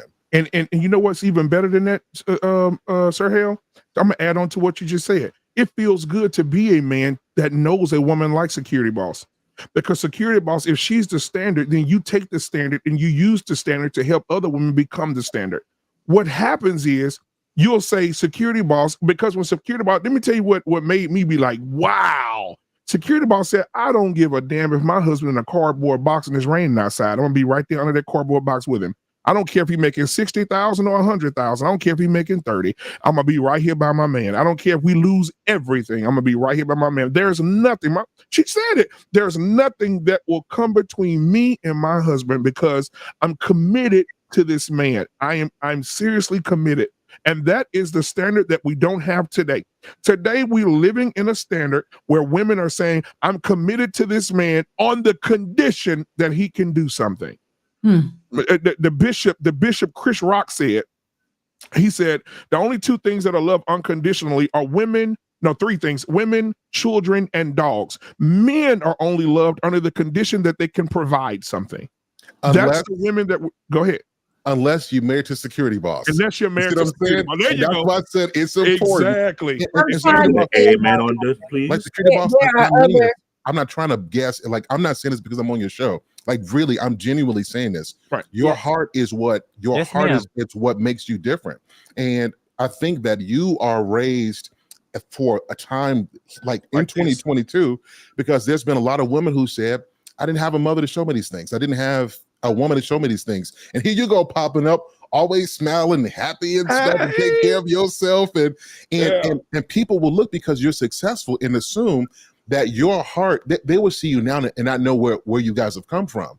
And your heart has been cultivated not because of the things you have, but you got the things because of your heart, right? And that's what I'm saying. And today, unless they have the heart to want to be a wife, you can marry her and she'll never be it. So I'm not gassing up. People will come on your platform and just say nice things because they're there. I mean this as a matter of fact. They don't have to be like you, but the heart you have, I think every wife needs to have. But I happen to think that there are more women out there that do, if they're led and they want that relationship first and foremost with Christ. I got to tell you the truth about it. Then they can have that heart and have a good, successful relationship if they want. But I don't think, because remember, I go back and tell you all the time, my mother hated men. She hated men. My mom hated men, but she was a wife. So you got two spectrums. You can have a person that hates a man that will be a wife to the end, or you can have a woman that loves being married, wants to be a wife, and loves a husband and have a successful relationship. But I had somebody that loved me. That's the part I think my mom just, that was the reason why she was the way that she was. But I still think that there are women out there that are willing to do this. And once they put in the work to do it, and it's explained to them that way, that they'll do it. I really do. I think that is there. I think they, because I don't feel like there's anything special about me, I hate to cut the line, but I want to take it real quick and short. Every time I come on the platform, I respect you as the elder, and I call you an elder for a specific reason. And the reason I'm saying this, you're the elder gatekeeper that's missing in a lot of churches, that dare to educate the young generation and show them the way how it's supposed to be. Just like Jedi Mike, I grew up in the church since I was a little kid. I've seen a lot of corruption in the church. Your kind are missing in a magnitude that's unheard of. This is why we have the shenanigans in the church today. So when I see you online, I had to come and show you nothing but pure, unfiltered respect as the elder, as the gatekeeper that it highly needed. You and Auntie TJ are gatekeeper. You are elder that needed on the side of women to show them the right, show them the wrong, show them how to conduct them, to show them how to operate. That is what's missing. Well, thank you. But let me go to these other people, and then I'm gonna ask y'all a question when all this ends, because I need some help from you guys. So I don't know who came in first, but I see you got Bolo, Hink, Dusto, and I seen your podcast. Which one of y'all want to go first? Go ahead, Dusto. How you doing? All is well. Just something that I see is there's too many broken person on the left, the woman, the broken man on the right, trying to figure something out that weren't taught anything. Yep. It's not going to work. And then there's people trying to beat it into them, and they're going to beat it out of each other, and you put them together. They don't want to be there. They don't know where to be, how to be, and it just doesn't work. And they're supposed to somehow make it work because they're black. Yeah.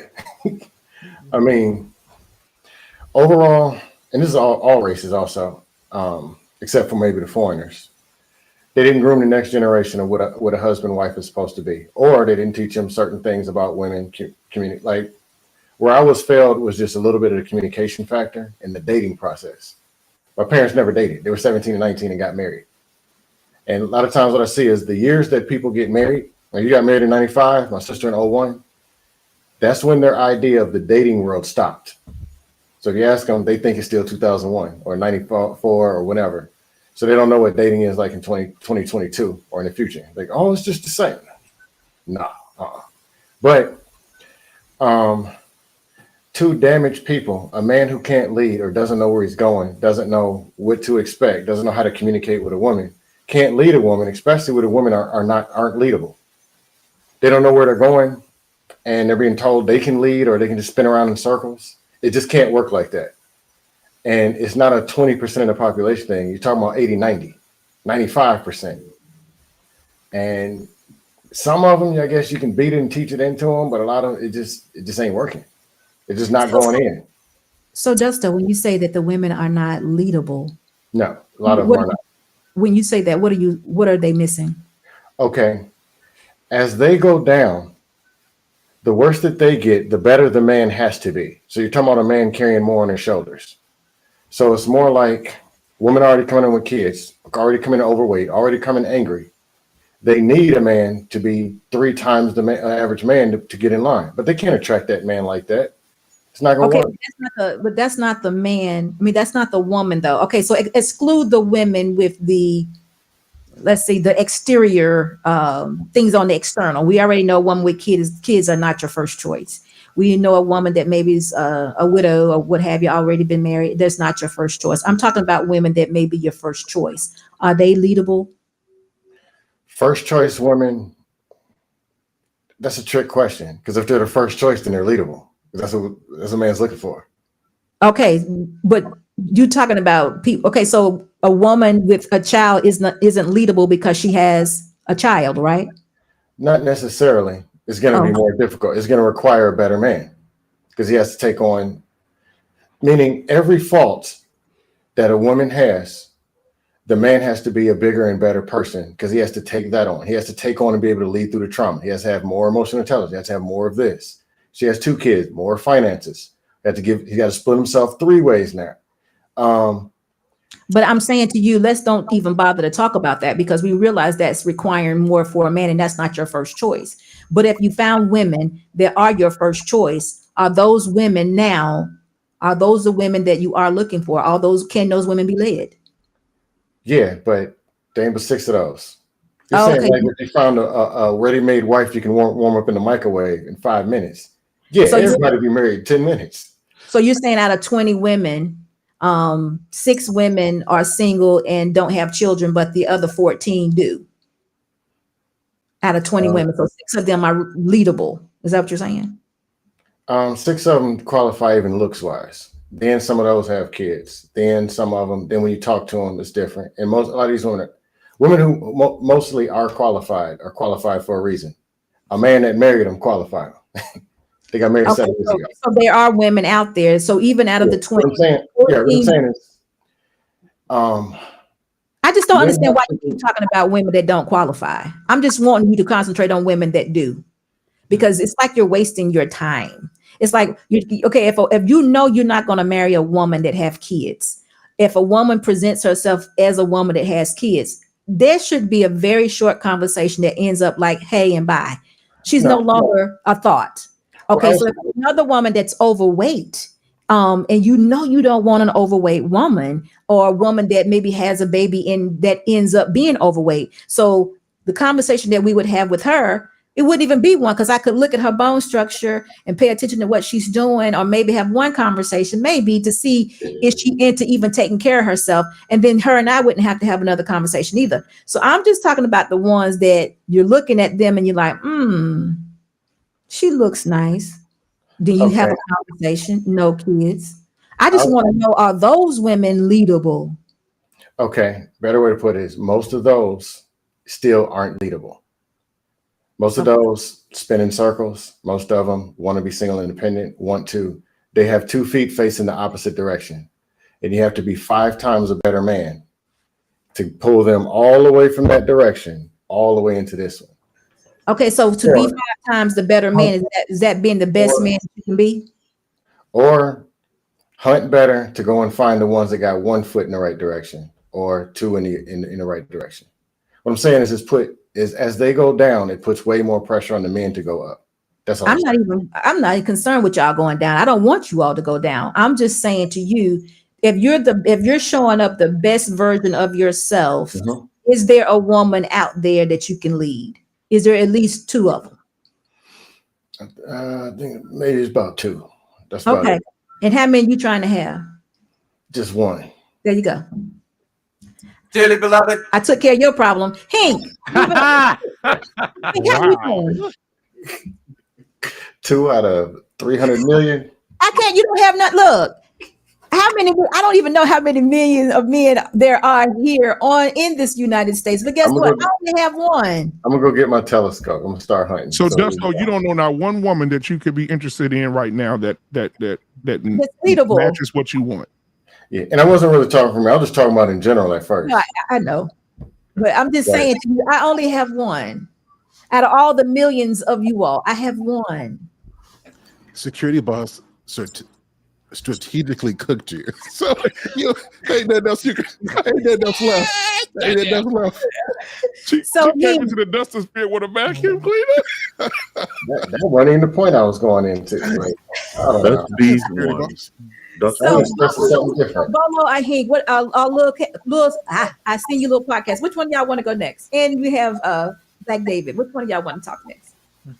Oh, Black David, is that you? Hink. Oh, somebody's pointing at you. Bolo, how you doing? What's going on, everybody? The real Bolo. Can you please speak? Sorry. The real Bolo. Bolo. Don't worry about it. I'm here. Well, the ram in the bush. Hey, listen, guys. All right. We're going to get Bolo back in just a little bit. I don't know what's going on. Hink, what you got to say to this, sir? Well, first, let me go ahead and talk. I guess Canadian Black Born and little podcast is scared to have a conversation. I don't know. They shouldn't be. But he ain't. If you got I don't know. If you got a person that's a woman who says she doesn't need a man, you need to run from her. If you got a woman that says she wants you to be her partner, you need to run from her. We're not equal. We never have. We never will be equal. So when I hear people say, I was on a show the other day, and they looked at me funny when I said, well, what do you call? I said, I call her my wife. I call her my lover. I call her my lady. She's not my partner. She never will be, because we're not equal. It doesn't flow the same. It doesn't roll the same. No. If shit goes down, they're going to look at me. If our relationship failed, our marriage failed, they're going to look at me. They're not going to look at her. I'm going to be responsible. If we lose our home, it's on me. So we like the quarterbacks. We get all the blame, but we get all the praise. So we just got to accept that. Now, if I say I have a partner, that means I have a man. If Security Boss says she has a partner, that means she has a wife. Because that's the only person could be equal. 2 women and 2 men. A man and a woman can't be equal. We never will. So as long as I got to continue to take that, we won't be equal. So ladies, you sit back and enjoy yourself. You enjoy the ride. Reap the benefits. Take it all in. Right. But if you don't do what you need to do, if you don't do what you have to do, if you don't do what you're supposed to do, there's a restaurant waiting for you. And that's where you be left. Absolutely. Hink, I like what you're doing to your space. Right on. Bolo TV, can you hear me? Yes, I can. Can you guys hear me? Yes, I can. How you doing? I'm good. How you guys doing? I'm good. Thank you for allowing me up. Yes. And you're getting better, Black man. You're getting better with the. I know it, man. It's so good to see you, my guy. What I want to add is, I think that we, a lot of the times we gloss over what Sir Hale says or said. We gloss over it. And, what we have to do is take our time, because a lot of the times we put more quality on us than we do in us. We don't take the time to actually sit down and really question who we're talking to and who we're dealing with, opposed to getting into the bed with them, right? We put more time in trying to find a car, trying to find a home, than we do in trying to find a woman. And, a lot of the times with the suffering and the brokenness that Duster was talking about, that the men and the women are going through, we as men don't do enough on us, or do enough work on us to know our worth. And this is why we take shorts, because we don't know our worth. We don't know how to go out there and demand our value and our standards. Because knowing that I'm worth $100 million, just throwing that number out, I'm not taking nothing short of it. So when I meet these women and I talk to these women, if they don't match up to the standards that I am, then I'm moving on. But a lot of times we're so impatient in waiting for that woman, that one for you. So when, Duster was talking about, I don't need to talk about those chicks that don't match my fly. They're not even on my radar. They're not even a conversation. Me, Black man, or so here will say, yeah, she banging, but she ain't nothing to take home. She's nothing for me to put my spirit into and to make bone of my bone, flesh of my flesh. She good looking, but that's all she is. She's not going to multiply what I bring. So she's not even a conversation pertaining to, someone that I will make mine, someone that I will cover, someone that I will sacrifice, produce for, and things of that nature. See, a lot of the times we put, perspective is everything. We focus too much on the non sequiturs than we do on the things that make sense. We focus too much on the left when we should be focusing on the right. So there's a lot of things that black men may not be able to do, but let's focus on the things that he can do. Let's focus on that, because we can sit here all day and talk about the chicks that are out there that ain't going to match up, because we understand that there's going to be a whole lot more on the left than there's going to be on the right. The book told us that, right? So many are called, few are chosen. So this ain't nothing that hasn't been told to us. So we're not worried about the numbers that outweigh the ones that's going to make it opposed to those that's not. What we need to do is know who you are and understand what your worth is. A lot of the times we don't do that. We don't do that. So when you sit down and you look past her beauty, now I'm getting into her spirit. Now I'm getting to ask her questions about, what she sees in the future, her family life, where is she brought up, how's the relationship between her and her father, what are your standards? Now I'm going past that. Now she's not going to say this dude is on a different level, this dude is gay, or something else, because you know how they do. You know how they do. When you start asking questions like that, they start to think that you from outer space. Yes, I'm not a citizen of this world. I'm not a citizen. That's why the Lord says, partake ye not of her, my children. I'm not a citizen here, so I don't want to be made a citizen. I'm an alien, and I'm going to act as such. So we're not looking for citizens, brothers. We're looking for aliens, such as ourselves. So there's just one you need to pick. There's only one that need to pick. So if she doesn't match your fly, pick up and move on. This is not hard. We're making this thing harder than what it needs to be. So what we need to do is focus one at a time. So what Sir Hale was saying is very important. Ask the questions. Yes, this is the first date, but you need to understand time is precious. We waste so much of it, and we don't know if we're going to be able to get up and walk off this podcast. So my time is valuable to me. My time is important. So I'm letting you know this is what I'm doing, man. So you can either get down with the plan and understand what it is or not. And you allow her to make that decision. And I'll tell you this, she respects you more than for you trying to come in there and slip and slide and trying to, add things that shouldn't be added. Nah, it is what it is. This is what I am. This is how I rock. So when we're having this conversation about submission, and women submitting to men, again, when you have that thought process and that understanding of what you need to do as a man, before I even talk to a woman, I already have to have the pillars of being a husband. It doesn't work. Husbandry doesn't work when you become a husband.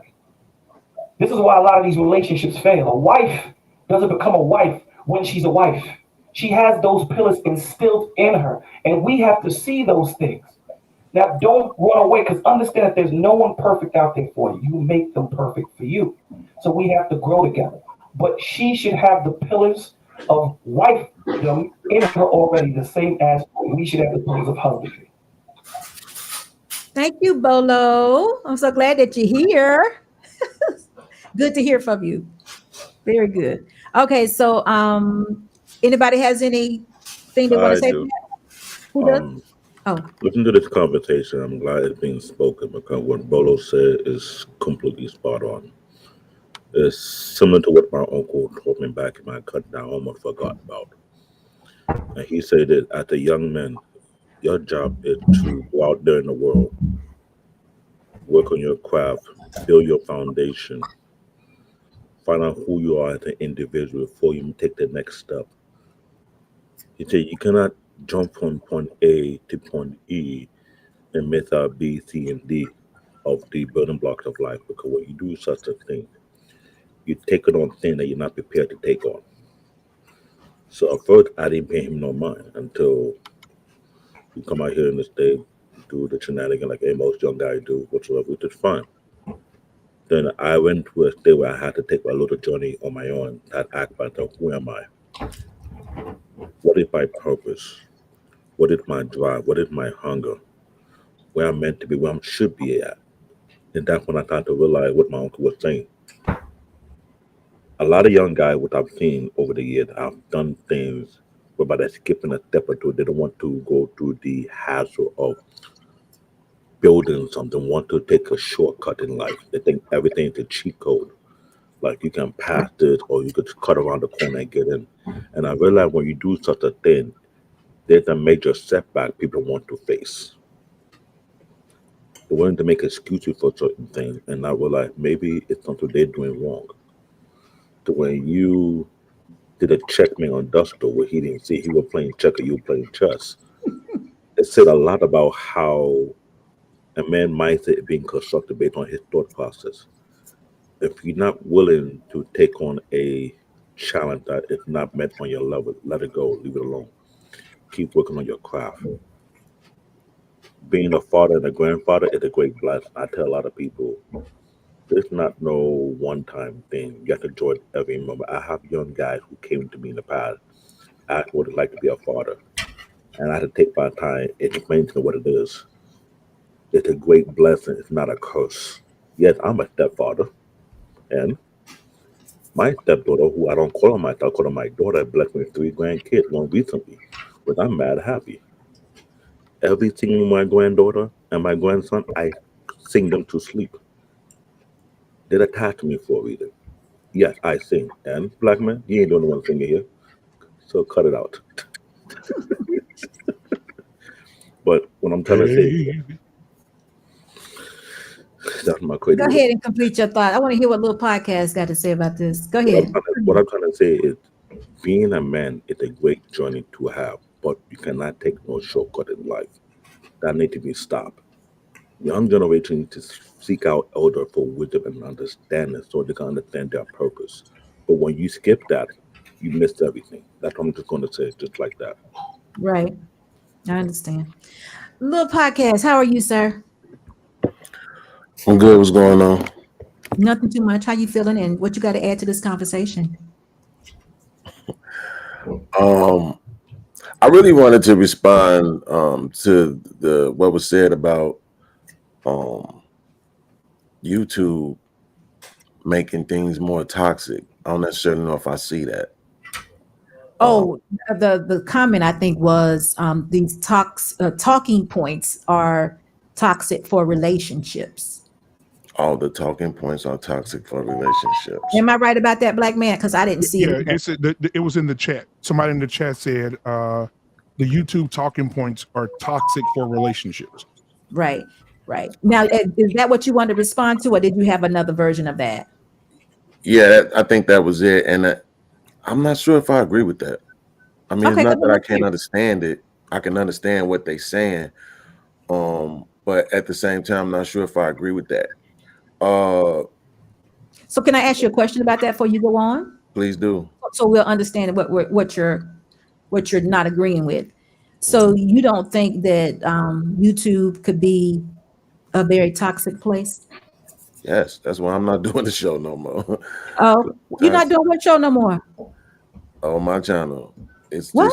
It's way too toxic. It was stressing me out, giving me headaches, and everybody seems to be phony.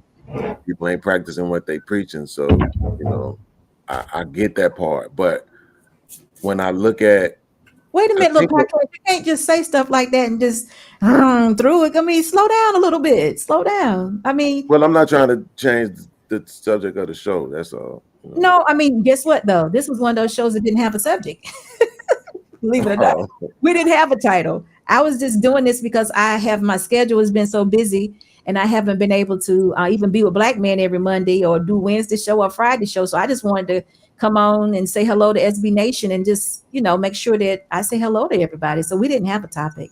So you expressing yourself wouldn't be out of line in any way.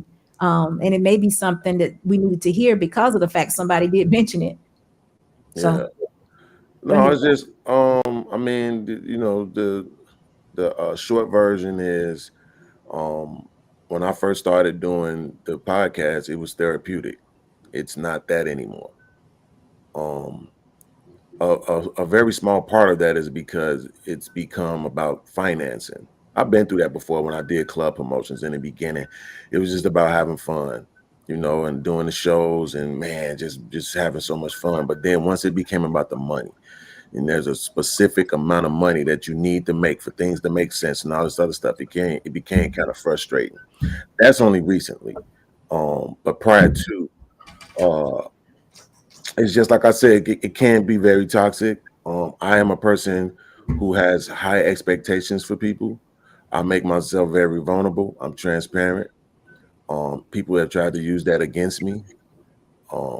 And like I said, I have expectations of people and they continuously let me down. And it's not necessarily their fault. It's my fault for having expectations of people that I've never even been in the same room with. But still in all, I have to be concerned about myself as well as I am, accountable for how I feel and how I think and how I process things and how I treat other people. And I also got to be concerned about my own mental health. And at this point, it's easier for me to go on other people's panels than it is to be on my own. I feel like it's my show, it's my panel. I put it together, I built it. People shouldn't be coming over trying to tell me what I should or should not be doing. If I ask people to stop trolling, they should just be able to stop doing that. If I ask people to give me yes or no answers, this or that, they should be able to stop doing that. People just, being phony. It's too much. It's for me, and that's one of the things I don't like about being in the YouTube space is that people want to say this is how it should be for everybody. And it's just not realistic. Everybody's not going to be Christian. Everybody's not going to be Muslim. Everybody's not going to be Hindu or Buddhist, right? Some people are going to be agnostic. Some people are going to be atheists. And it's atheists out here who have healthy marriages. And it works for them. Everybody's not the same. We cannot expect for everybody to be, under the same blanket, so to speak. It's just not gonna work like that. That part I will say about YouTube is definitely toxic. But I will say that a lot of the stuff that I heard from Coach Greg, from Kevin Samuels, from Anton Daniels, I mean, a lot of that stuff has helped me. It has helped me mature and grow in the last couple of years. I've been in situations where those same talking points, so as they were, would come into my head. I would hear those voices. I mean, listen, again, I like to be transparent. When I first tried to get my lady to listen to Security Boss, she couldn't do it. She said, I don't like her. Why you don't like her? I don't know. For whatever reason. It took a couple of weeks. She started watching. Now I can't get her to stop. You see what I'm saying? So again, this is YouTube. She's not sitting in your church, right? Mm-hmm. She's not sitting in your living room. She's sitting at her phone, you know what I'm saying, listening to you on YouTube. And the things that you say, not everything, right? But the things that you say that resonate with her in those moments when it's time for her to make a decision about her life, there's a security boss on her head saying, you need to be this way. You need to do that.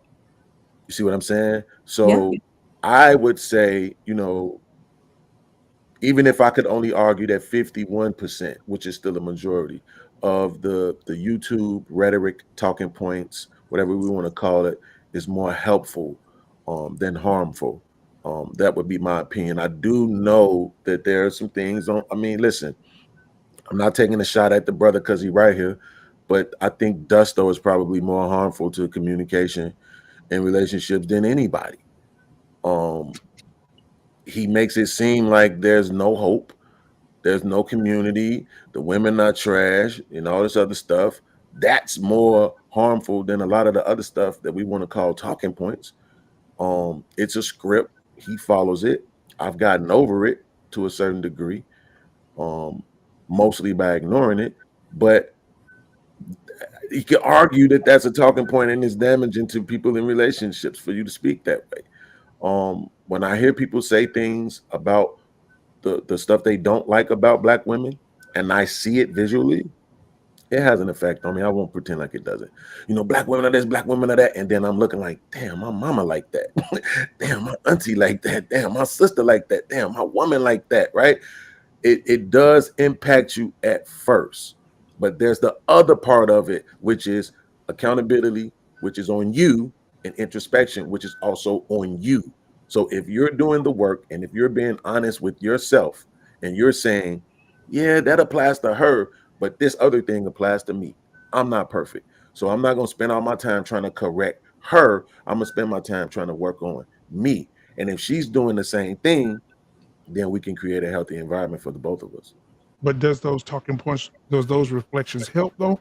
Because a lot of people have said on different platforms that those reflections help. Like you just said, man, my mama like that. Damn, my sister like that. I've been watching Security Boss one day, and she brought up a certain type of female. I was like, damn, my sister just like that, bro. Mm-hmm. And I came on here, and we had a whole conversation about my sister. Remember Security Boss? She called. And yeah, my sister, yeah, baby, my sister called me, and well, she went in. Yeah. But I say, man, Security Boss. I was just sitting watching, and I hit the link, and I was like, I got to go up and say something. And I expressed how, man, my sister is just toxic, just like that. So some of these talking points help other people reflect on the things and people in their life. And then when they connect to it, then the solution comes. Security Boss say, so we should do this. So the talking points become important when the solution is entered into it, I think. Well, so we see I've said this before that I believe the solutions are in the complaint. Right. Okay. So if the wife is telling you, you know, baby, you always leaving the toilet seat up. Well, that's the complaint. What's the solution? Put the toilet seat down. Does she down. necessarily have to tell you what the solution is? I think you see what I'm saying? We know what the solution is. You do the opposite of the complaint. Right. So I'm not necessarily, you know, saying that we shouldn't complain. I agree with that. We should complain. I'm saying the delivery, though, you know, the delivery that Dusto comes with sometimes. I've had conversations with him when he's been 100. So I know Dusto has a 100% point of view reference point that is way more healthy than what he often presents on panels. But that's what I'm saying. Most people ain't getting back chat Dusto. They getting panel Dusto. They getting troll in the chat Dusto. And so I'm just saying that might be used as one of those times where they're trying to say, oh, it can be toxic. Okay, I would say yes. I'm just using him as an example to say, yes, what he does, it can be toxic. But I'm saying what he does and what other people do, that's not the majority of what's going on YouTube. Now, I've made this point in the last couple of weeks. This is another reason why I decided to stop doing the show. Because every episode of every podcast is the black woman ain't this. The black woman ain't that. Go through the titles. I did this on my show. Every weekend, every black content creator in this space over here on YouTube. The black woman ain't this, women ain't that, relationships ain't this, gender war, gender war, gender war, gender war, gender war. That's all the shows. That's all we talk about. Are you including myself? So no. I really was including the shows that's ran by men. Oh, okay. But I could include your show, to be honest with you, based on the fact that you talk about relationships a lot. Only that part, though. But not negatively. I know, but I'm just saying the fact that it's always about relationships. Gotcha. Yeah, that's what I said. That's what I said. Only that part is that you talk about relationships. You know what I'm saying? Most of the time. When you get done, I want you to answer this question, but keep going. Yeah, like yesterday, Driscoll, who's married to Family Values, he invited me to do a panel with him on criminal reform. That's the first time I think outside of being on my channel that I was on a panel and we weren't talking about relationships and we weren't talking about the woman ain't this or the woman ain't that. You see what I'm saying? So it's like, is this all I got? I don't want to keep doing this. You know what I'm saying? I can't compete with everybody else. If this is what everybody else is talking about and they getting all the numbers and I'm sitting over here like, I don't want to talk about this. I don't want to talk about Brittany Renner or Charleston White. I don't want to talk about this stuff. I really don't care about it. So that was another podcast. You got to get out of your zip code. Lack of content. You have to get out of your zip code then. You staying right within your zip code. You are scared to branch out. If that's all you hear on YouTube, you are scared to branch out. You have to be, because you'll be hearing more than this on YouTube. I promise you, not everybody's talking about relationships. You have to branch out, brother. Yeah. Well, I think you might be misunderstanding what I'm saying. I go to other platforms, but what I'm saying is for the viewers over here, I would argue 70% of my viewers are Black Man, Sir Hell, Security Boss, Anton, Lapeef viewers. Right. My chat, the people who actually comment, same people that be over here, same people that be in all those places. Yep. So they obviously want to hear this material because that's what they show up for. You know how many people have told me they don't like the Thursday show, and those same people be in the chat on Thursdays. You see what I'm saying? So that's why I'm like, I can't compete with this because I don't want to talk about it like this all day. I want to talk about how amazing Black women look. I would rather spend hours on end talking about how amazing. Dog, you ain't no different. If that's the hours case, on then end do talking it. about where they messed up at. Then why are you being a sheep? Why are you being a sheep then? You said you can't do it, but you still do that. But I'm not though. That's what I'm saying. If you want to talk about how beautiful Black women are, then talk about that. Every show. If that's what you want to do, then do it. Stop being a follower and doing what everybody else is doing. Do your own thing. Right. That's what I was doing. That's my point. That's exactly what I was doing. Right. And he's talking about, and he also brought up the second part of it, which were numbers. Now, exactly. I will say they don't want to hear that. The most I will say, my Mandriel has unapologetic with Mandriel. They did IRAs and 401ks, and they ran down money, and they had the money advisors come on whatever Wednesday, and that was one of the lowest number shows Mandriel's ever had. That's crazy. But then we did a show. You did a show the next day of relationships, 800, 900, 1,000, 1,100 views. Right? Because people are attracted to. I think the world has become so spoiled on drama, or spoiled on relationships, or spoiled on marriage, because Security Boss is doing very well and she's not speaking negative. Right? She's doing very well with her numbers and subscriptions, and she's not speaking negative about anybody. She's saying, hey, women, this is what it is. This is how you conduct yourself. This is how we should do. Men, I support this. Men do this, and there's no negativity, and she still gets the numbers. So people are attracted to the drama part of it, but a lot of people are attracted to peace and being delivered from crazy stuff, and they want to be in positive relationships, and they looking for it. And they probably sitting up one night in their bed like, oh my God, I'm gonna go find somebody. And they run right across this pretty Black woman sitting on the screen with a smile. They got unsolicited Security Boss behind. They turn the volume up and they start watching. But Black man, we got to be totally honest. Me and you, I could be on right now, and I am. I could be on right now, and I have 50, maybe 60. I'm talking about, like, say, on a Friday. And Jay Prince will be on, and he'll have 182. Yeah, you're right. Fact. They love drama. That's what I seen your little podcast is talking about. Well, let me ask you a question then. What's the purpose of you getting on YouTube? Are you just getting on for the likes and the numbers? Is that your only purpose? Well, I think if, like, for 1 second, bro, if you actually listen to me to understand, I already answered that question. I literally, when I first started talking, I said, hold on. I heard what you said. I want to make sure that's what you're saying. Okay. That you're worried about the likes and the viewers. No, he said initially when he started, it was very therapeutic to him. Exactly. Okay, I understand it, but he didn't say. But he said being on panels was therapeutic, right? You didn't say actually doing you. No, I said when I first came to YouTube, it was therapeutic. That's why I was here. I was on here and I was having I was doing my show, and I had people on, maybe 2 people watching, but just being able to have those conversations, that's what therapy is. You go sit down and have a conversation with somebody that's actually going to listen to you, judgmental free. So we were having those type of conversations. It's very therapeutic for me, not to mention the fact iron sharpens iron. So I like to be challenged mentally sometimes on what I'm thinking. But what did happen though, Hank, to be honest, once I hit 500 subscribers, I had people like, yo, man, you gonna get 1,000. Matter of fact, Black man was the one. We had a conversation a while back when I first was talking about buying subscribers, and he told me, nah, podcast, don't do that. Do it organically, grow your channel, you appreciate it more.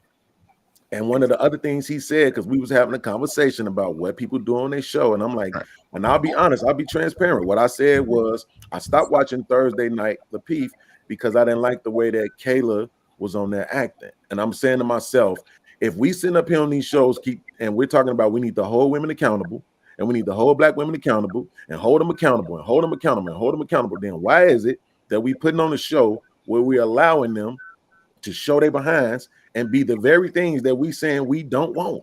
Why are we allowing them to exemplify that, right? And this was what Black man told me. You still not answer my question, Hold on, really quickly. Let me get to it. And this is what Black man told me. He said, bro, listen. He said, bro, listen. He said, I understand what you're saying, He said, but when you get monetized, right, and you have to make content that people want to see, and you have these people on YouTube telling you what you can and cannot do, we're gonna see, you know, how much stuff, you know, you want to hold up your integrity to, right? And that's This the is what I truth. told you. Now that I'm monetized, right, I have to be concerned about the numbers. There's no way around it. I stopped working to do this full time. So I have to be concerned about the numbers. I have to be concerned about people being willing to donate and be charitable to me. You don't. And You don't. okay, You what you choose say I to. don't. To me, I You did. choose to. You choose Hey, but what to. he's saying, Based hey, on my hey, choice. Right. I Okay, have to let based on my me say choice. this. Let me say this. Whenever I would invest into anything, whether it's financially or emotionally or whatever the case may be, I always do research. Mhm. You vet a relationship just like you need to vet your banks. You need to vet in 401k, 457s, whatever you do, you invest in. So when you came to YouTube, you should have vet. You should investigate. You should watch. Sit back and watch and pay attention. Ask questions for those who are knowledgeable. Don't just ask some old janky dude a question and expect a legitimate answer. Ask some guys who are credible or ladies who are credible sources. Investigate, find out what's going on. Sit back and watch and pay attention and listen. And after you do that, you realize some of these things you talk about you had to deal with, you would already knew that. You know why? Because you paid attention, you investigated, you vetted. Now, the reason I asked you that question, are you doing it for the numbers in the scripture? Then if that's what you're doing it for, then that's what you're doing it for. But are you doing it because you want to legitimately want to help some people, individuals? Don't follow. Don't be a sheep. Be a herder. Lead the sheep. Right. Don't do that if that's what you're trying to do. Now, if you're just trying to get the like subscription, keep doing what everybody else doing. And pray and hope you can successful at it. If not, be a leader. Do what you want to do. You sit there and say you want to talk about how beautiful black women is all the time, every day, all day, then talk about it. Be different. Don't be the same. So here's the thing though, because I think this may be getting lost in translation. One, I did all the things that you just said. I did all of that. Good. This thing that came, it wasn't like I didn't foresee it. You can literally go and watch my old content, and I predicted everything that ever happened. I already knew it was going to happen. But what I'm saying is this: I wasn't doing what everybody else was doing. I was always doing my own thing. That's why people came in the beginning. Here's the thing: the money, I was actually making it. The same amount of money that I was making on my last job, I've been getting that from YouTube, which is why I was able to quit my job. Well, one day somebody wanted me to be on the show, and I had to work, and I had to make a choice. And after that, I said, I don't want to do this no more. I don't want to have to choose. And I went to work the next day, and I had an anxiety attack, and then I quit. So I was making the money. This is what I'm saying. But it's still the stress and pressure of having to continue that. Okay, now I'm at the point where what am I going to tell these people? I don't want to keep talking about relationships. I don't want to keep doing drama. I don't. But if I start saying all this other stuff that I really want to say, the money gonna get funny. You know what I'm saying? And then I'm gonna have to go back to work. You know what I'm saying? Like I had a phone conversation. My mom called me 2 weeks ago, and it was on the live. And everybody heard my mom say, listen, I'm not going to be able to pay your car note, right? Because my mom, she knew I was coming down to Kentucky to help my lady out. And she knew I quit my job after having an anxiety attack, even though I had some money saved up and I still got money. Like I said, I've been getting the same amount of money I was getting from my job from YouTube. But my mom, she's well off. So she was like, look, I know you're going down there. I know you're trying to build something up. I'll take care of your car note for you. Because I was saying, look, I'm going to just get rid of my car note. Give me a regular paid off car. She like, nah, you keep that new car. You know what I'm saying? You keep that 2019. Don't go get somebody's old used thing, right? So she's like, I'm going to take care of your car note for you for a couple of months. Then they hit her with this work, some crazy stuff from the government where they took a few $100 from her on the monthly side. So she's like, look, I ain't going to be able to keep covering it. They come on my channel. Nigga, you can't even pay your car note. Like, you don't even know that. You know what I'm saying? Like, I am the most transparent person on YouTube. I tell y'all everything. Why would you assume for 1 second, right, that I'm on the live with the phone call? You can hear it. So I'm obviously not hiding it, right? But they tried to weaponize that against me all in my chat, making up YouTube names, Lil Car Note, and all this other stuff. Like, Why are y'all doing that? Now I got to sit here and spend my whole time blocking people and all this stuff. Like, bro, I can afford to pay my car note. Right? It's No not the podcast. point. I have a mother who cares about me and who knows I'm trying to build something off of YouTube. We're not even talking about YouTube. I got something else that I'm doing to secure my family long term. So instead of them saying, man, that's dope that, you know what I'm saying, this man got a support base that's rocking with him. He got a woman and a mother and his kids in his corner that's helping him build to make sure he can solidify his legacy. Nah, we want to weaponize this against him.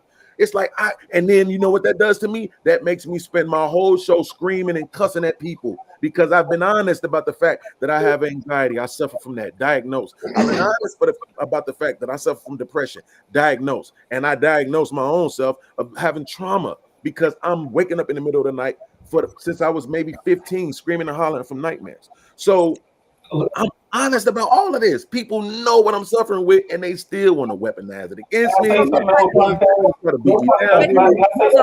Bolo, hold on for a minute. Little podcast, hold on for a minute. Let's do the money line. So take a break, little podcast. Bolo, I want you to speak to him for just a minute, but let's do the money line first, and then we can get back into it. Because what you're speaking of, little podcast, I know Bolo is getting ready to share to you what YouTube is. So just 1 second. Cora's Climb. Cora, you just keep changing your name, but thank you so much for your $10 super chat. She says this conversation is tiring because Black men give too much attention to unruly women, so they keep acting up for more attention. Albeit negative. Albeit negative. Mm-hmm. Albeit negative. You get hold them accountable. Hey, you know what, Cora's Climb? Hold them accountable. Give me mine. Going up, need no decline. Money line. I'ma run it every time. Give me mine. Going up, need no decline. Yeah. All right. Never mind. Hold on, speak to him really quick. Go ahead, Bolo. No podcast. I get what you're saying, man. I understand it, but this is the problem. The problem is you're giving these people way too much access to you. And what I mean by that is you have to understand that this is what they're going to do. Especially, listen, this is a spiritual battle. This is not a physical one. And especially when the enemy knows that you're on this platform to try and help people, be transparent, to tell people or catalog your walk so that people can say, damn, I'm not the only one going through this. His job is to tear you down. But here's where you fail. Where you fail is you're taking it all in. People call me simp all the time. They call me simp all the time, and it's all good. I don't take it because I don't know them. They're inconsequential to my life. So you need to learn how to block those things out, because what that does is, I'll give you an example. Remember when Christ called Peter out on the water, and Peter said, Lord, call my name? And he called his name, and Peter walked on water. Do you remember that in the Bible? Do you know why Peter fell in the water? He fell in the water because of his because he took his focus off. Mm-hmm. There you go. He fell in the water because of his peripheral. Instead of him focusing on the Father and focusing on the prize, like Kate just said, you have a plan. You came to this platform with a plan. You're letting the peripheral, you're focusing on the peripheral, you're missing your plan. And because you had that plan, you were faithful, you were strong, and you were confident. And when you get off that road and you start following the peripheral, you didn't plan for this.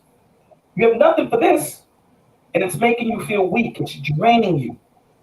So you got to decompress, get back on your path. Get back on your path. If you want to say something, go ahead and say it. See, this is the problem. The problem is we chase the bread. Don't chase the bread, brother. The Lord gonna take care. You know the Lord said, if I can feed a speckling bird, you don't think I can feed you? You don't think I can feed you? Continue doing my work, brother. You good. Don't focus on the periphery. Yeah, all these cats. Listen, brother, I have 15, 20. I think the most I have in my platform listening is 35, 40. Do you think I care? Because my word ain't for everybody. And I'm not going to let what someone else, or who has double my numbers or triple my numbers or whatever the situation might be. You got to be true to yourself. That's where the anxiety is coming from. That's where this depression is coming from. Because you just said, I'm not making the bread, so I have to do what these people are doing to sustain my life from what I left. So wait a minute. Wait, let me interject, because again, sometimes I think I don't know what it I'm is saying about it's me. People be so ready to offer me correction that they don't be listening. I okay. was making the money. I That's got what you. I'm saying. I That's what I'm was saying to making the you. money. You're missing what I'm saying. You said that you was making the money, but now it's dwindling. No, And now I didn't it say the seems money was dwindling. No, okay. that's not What's what I'm dwindling? saying. What I'm saying is when I realized that what I don't want to do is what I have been doing, which is yelling and screaming at people and this and that, Right. and just constantly talking about relationships all the time and this and that. Again, let's take the money out of it. This ain't about the money. Okay. I'm good on the money. Okay. Listen, here's the truth. I have not gotten $1 out of YouTube yet.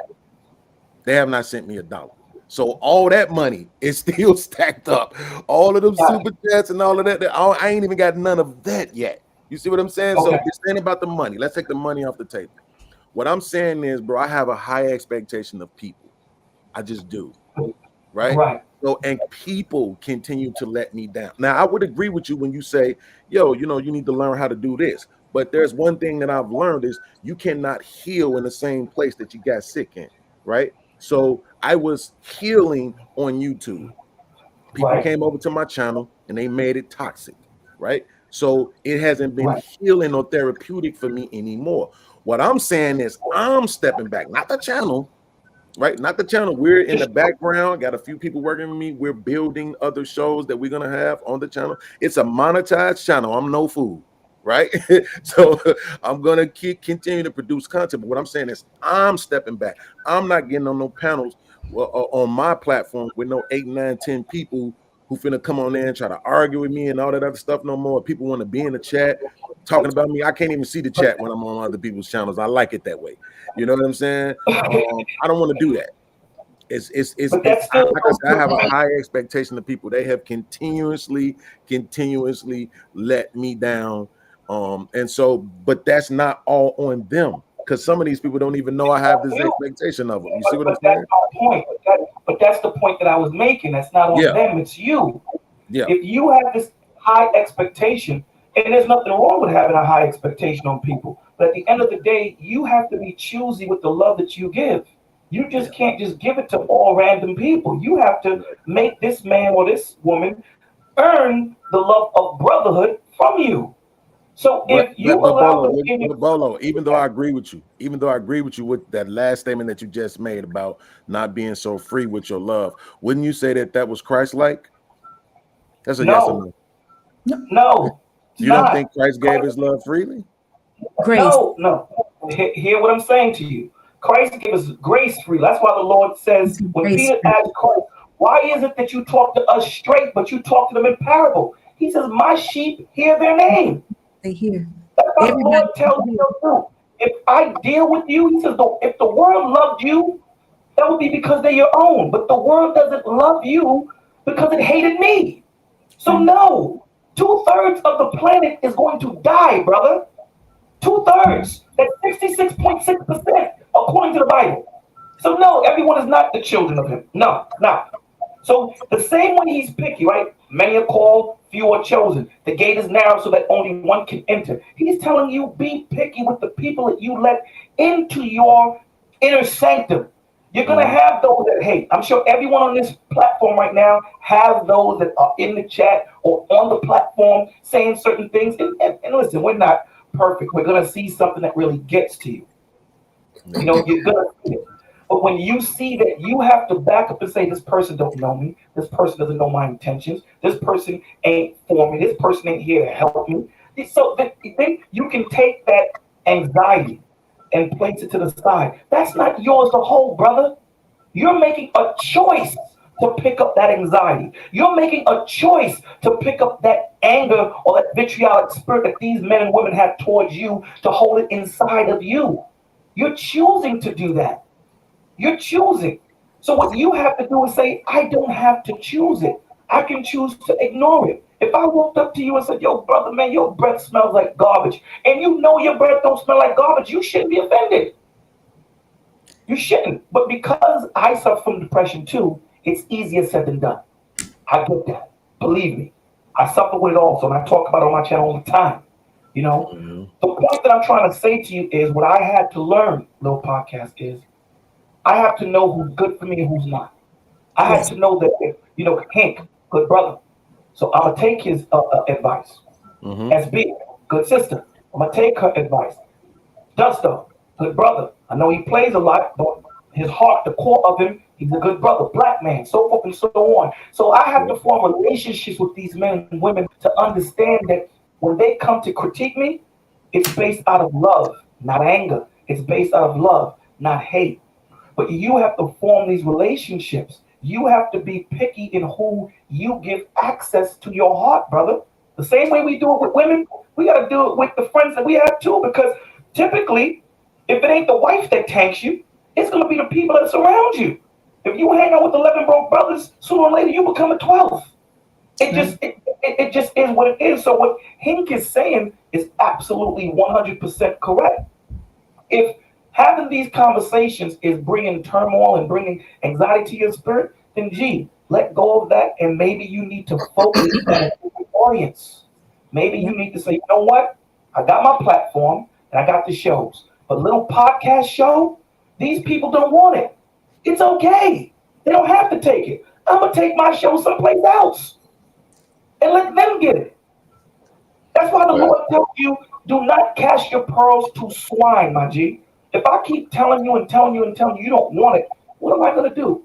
Am I going to continue wasting my time? Nah, it's my time to go and go do you. But I would love to talk to you offline, bro. I would love to talk to you offline opposed to doing it here. So I'm going to leave hit my me on my IG, man. Hit me on my Thank IG you, Bolo. anytime. So You're listen, welcome. little podcast, Bolo was exactly right, but I'm going to add to that. But before we do that, Gregory Scotland, thank you so much for your $5 super chat. And it's the pair character holding his belly, laughing out loud. Thank you so much for your $5 super chat. So, little podcast, I'm going to tell you this that goes along with what Bolo says, and then I'm going to let Dusto speak on it also.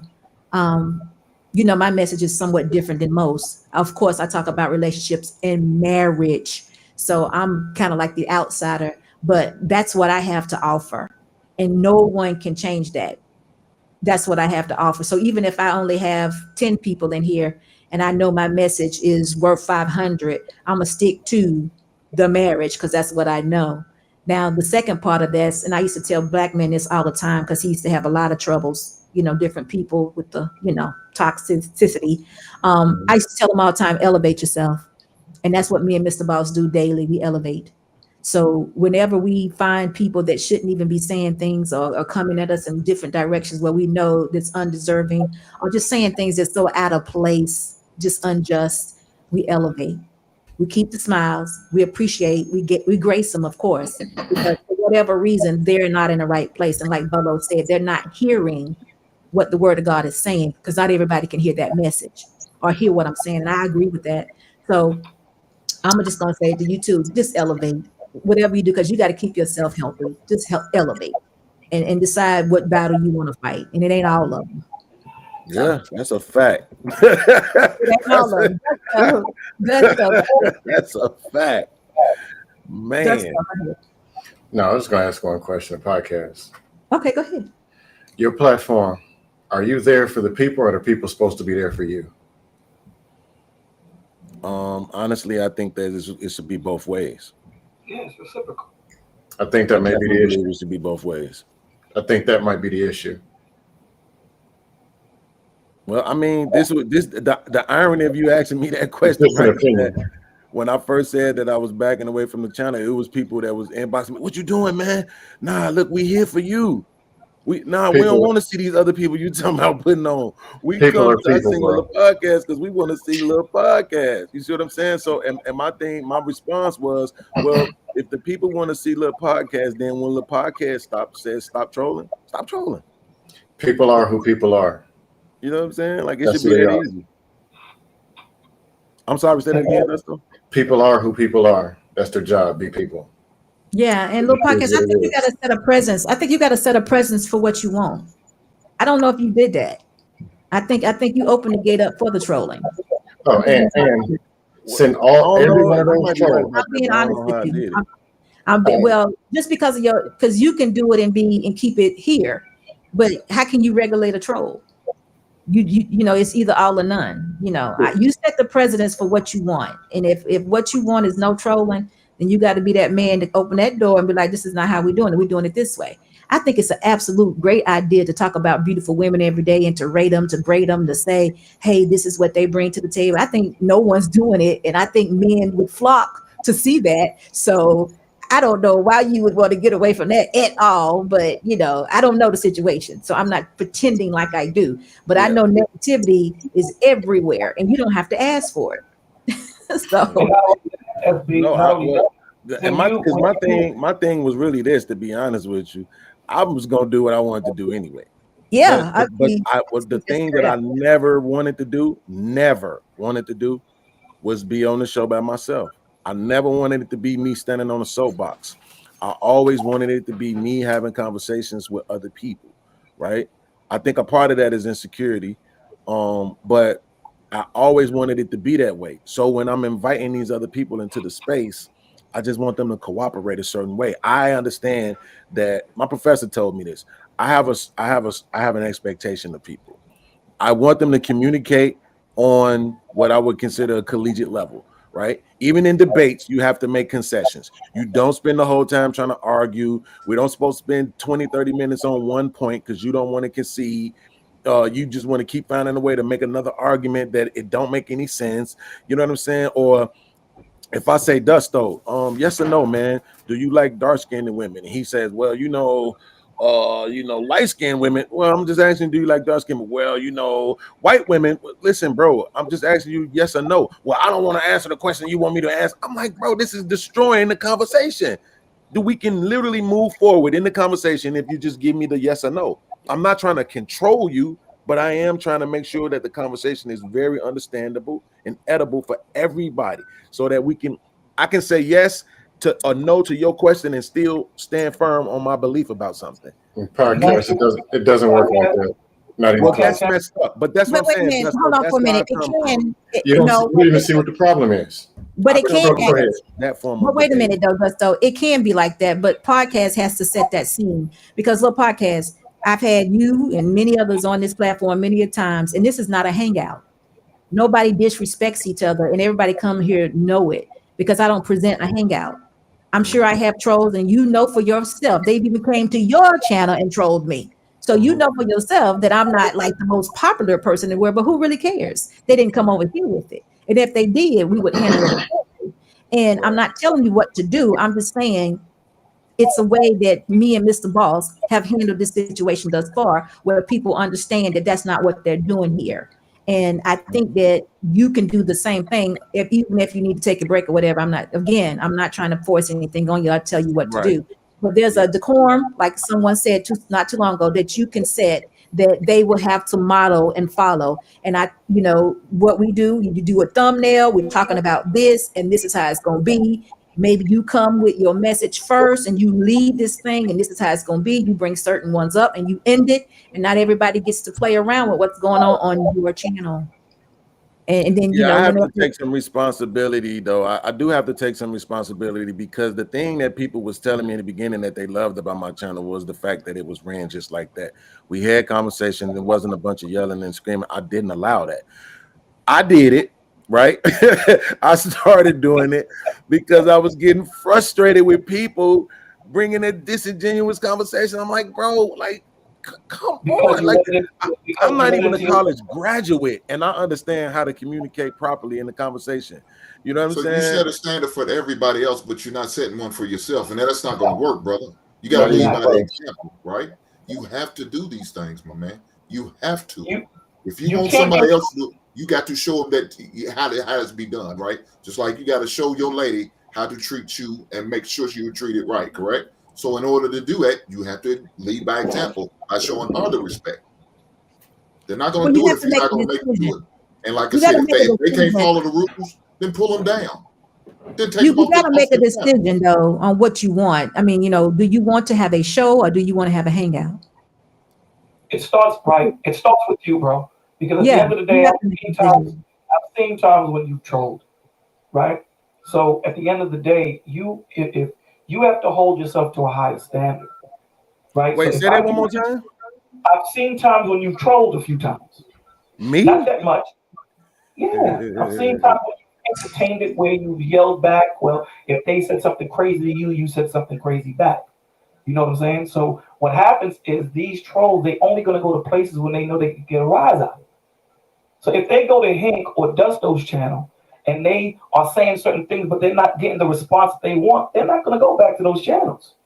Excuse me.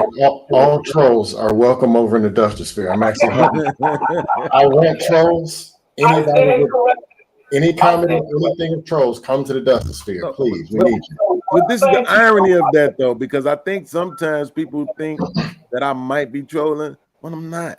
Like, and there's some things that may be considered trolling that I don't know is trolling. Like when I was arguing with JB that day, and I was there. Right.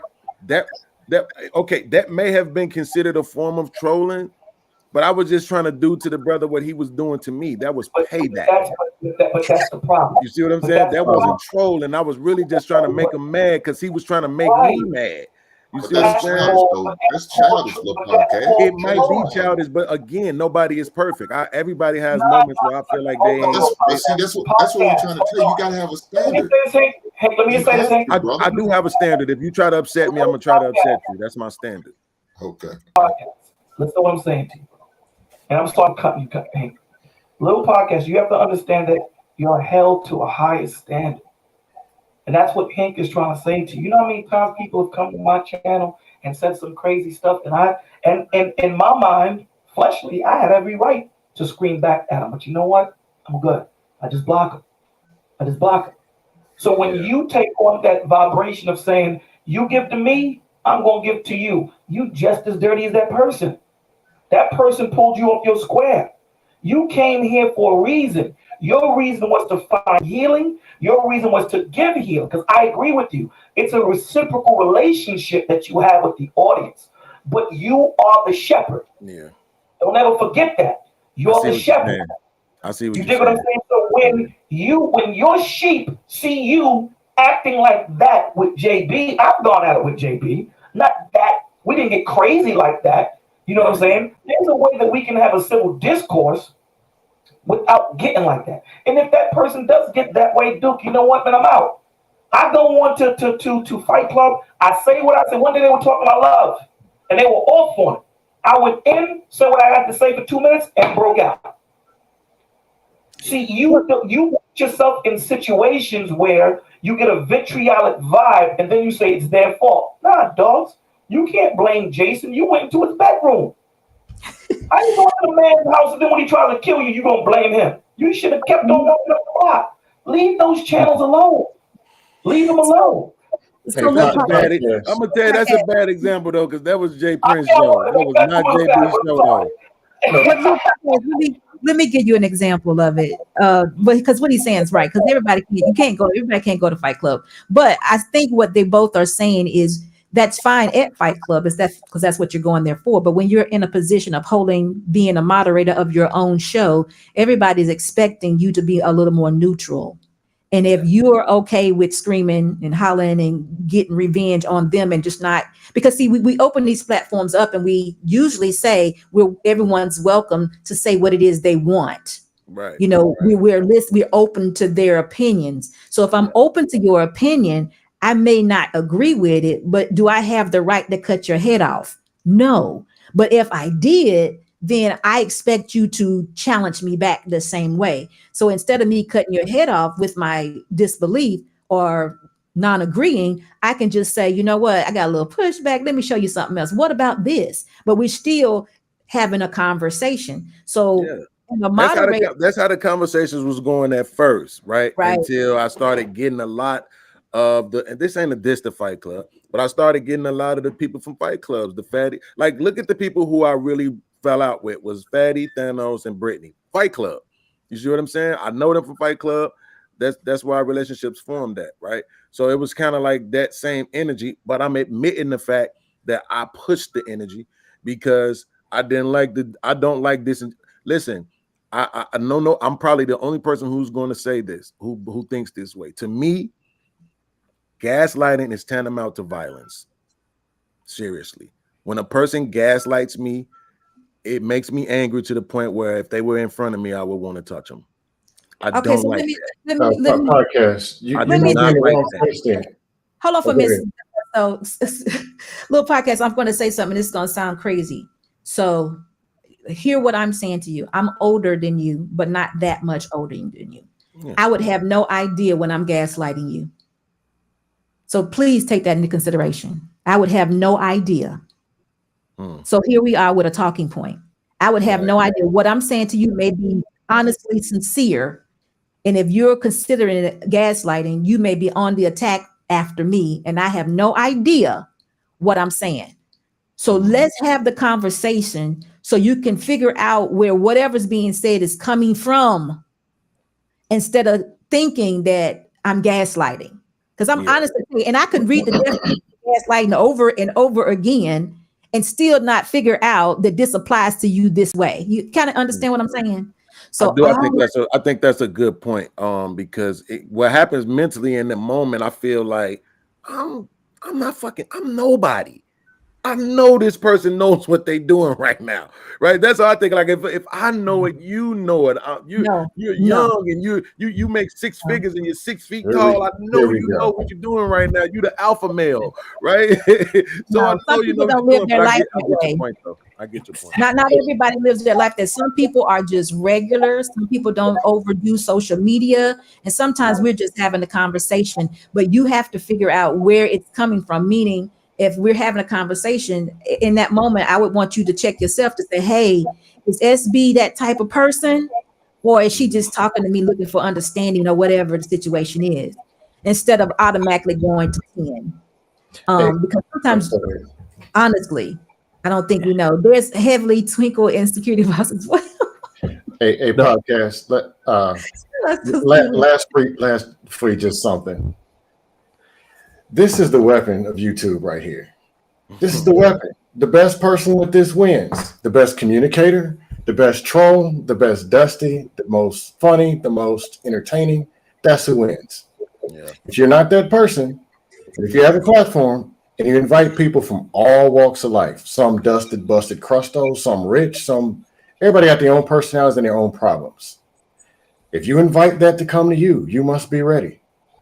Me personally, I'm an A+ certified troll gaslighting beast. But the truth is, I'm only responsive. They come at me first and they're not ready. And I beat them down or I troll. You don't even notice that they come at me first. You probably don't even know that, do you? Not all the time, because sometimes when people ask questions, you have to feel like they being disingenuous. You just kick it to the gear. But I can't be mad at you because I got a response when I think people doing being disingenuous. No, but here's the thing. Be mad at you. Here's the thing. There is no power. If the microphone is your power, there is no power. And I got more money than you. I got more women than you, or I'm gonna come punching you. That has no power. It's weak. Right. You will never win. Use your weapon, the microphone. Or sometimes just admit, hey, you know what? Maybe it's a listening time.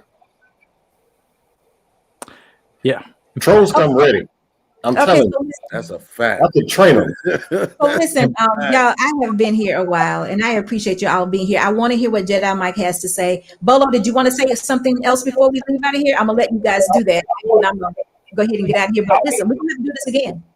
Because until I get my schedule back, I still want to stay in touch with you guys and get y'all a place to have good conversation without a whole bunch of toxic. Boss, my lady just brought me my plate of food. I am so ready to eat. If I could just say really quickly so I could step down so I can eat. Thank you for having me up. When the very moment you get a chance, right? The very moment you get a chance for us to conduct that interview, please let me know. Maybe you won't be able to be on volume 1, but you can be on volume 2. Hey, Hank, you know I love you, brother. Shout out to Jedi Dusto. You know what it is with us. Bolo, I just text you, bro, so you got my number too, man. I appreciate y'all for the communication. All right, thank you. Go ahead, Jedi. No, man, this is just a shout out to like podcast here because man, I'll just speak on behalf of everybody on this platform. There's nobody up here want to see this man fall and see person be dragged down because we're sick of it. We're sick of the circus we see a lot in our communities in these spaces. But at the same time, you have to understand the territory. He made a very, very good example talking about you have to understand the playing field before you got here.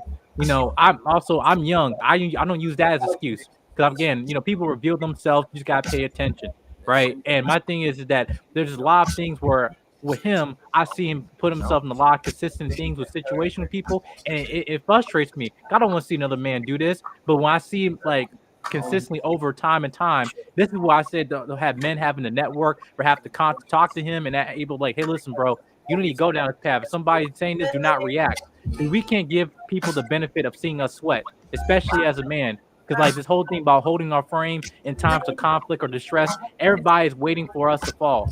Don't give them that opportunity. That's all I just gotta say to podcast. Who's like the same for someone who's for you. Don't give them the opportunity, bro.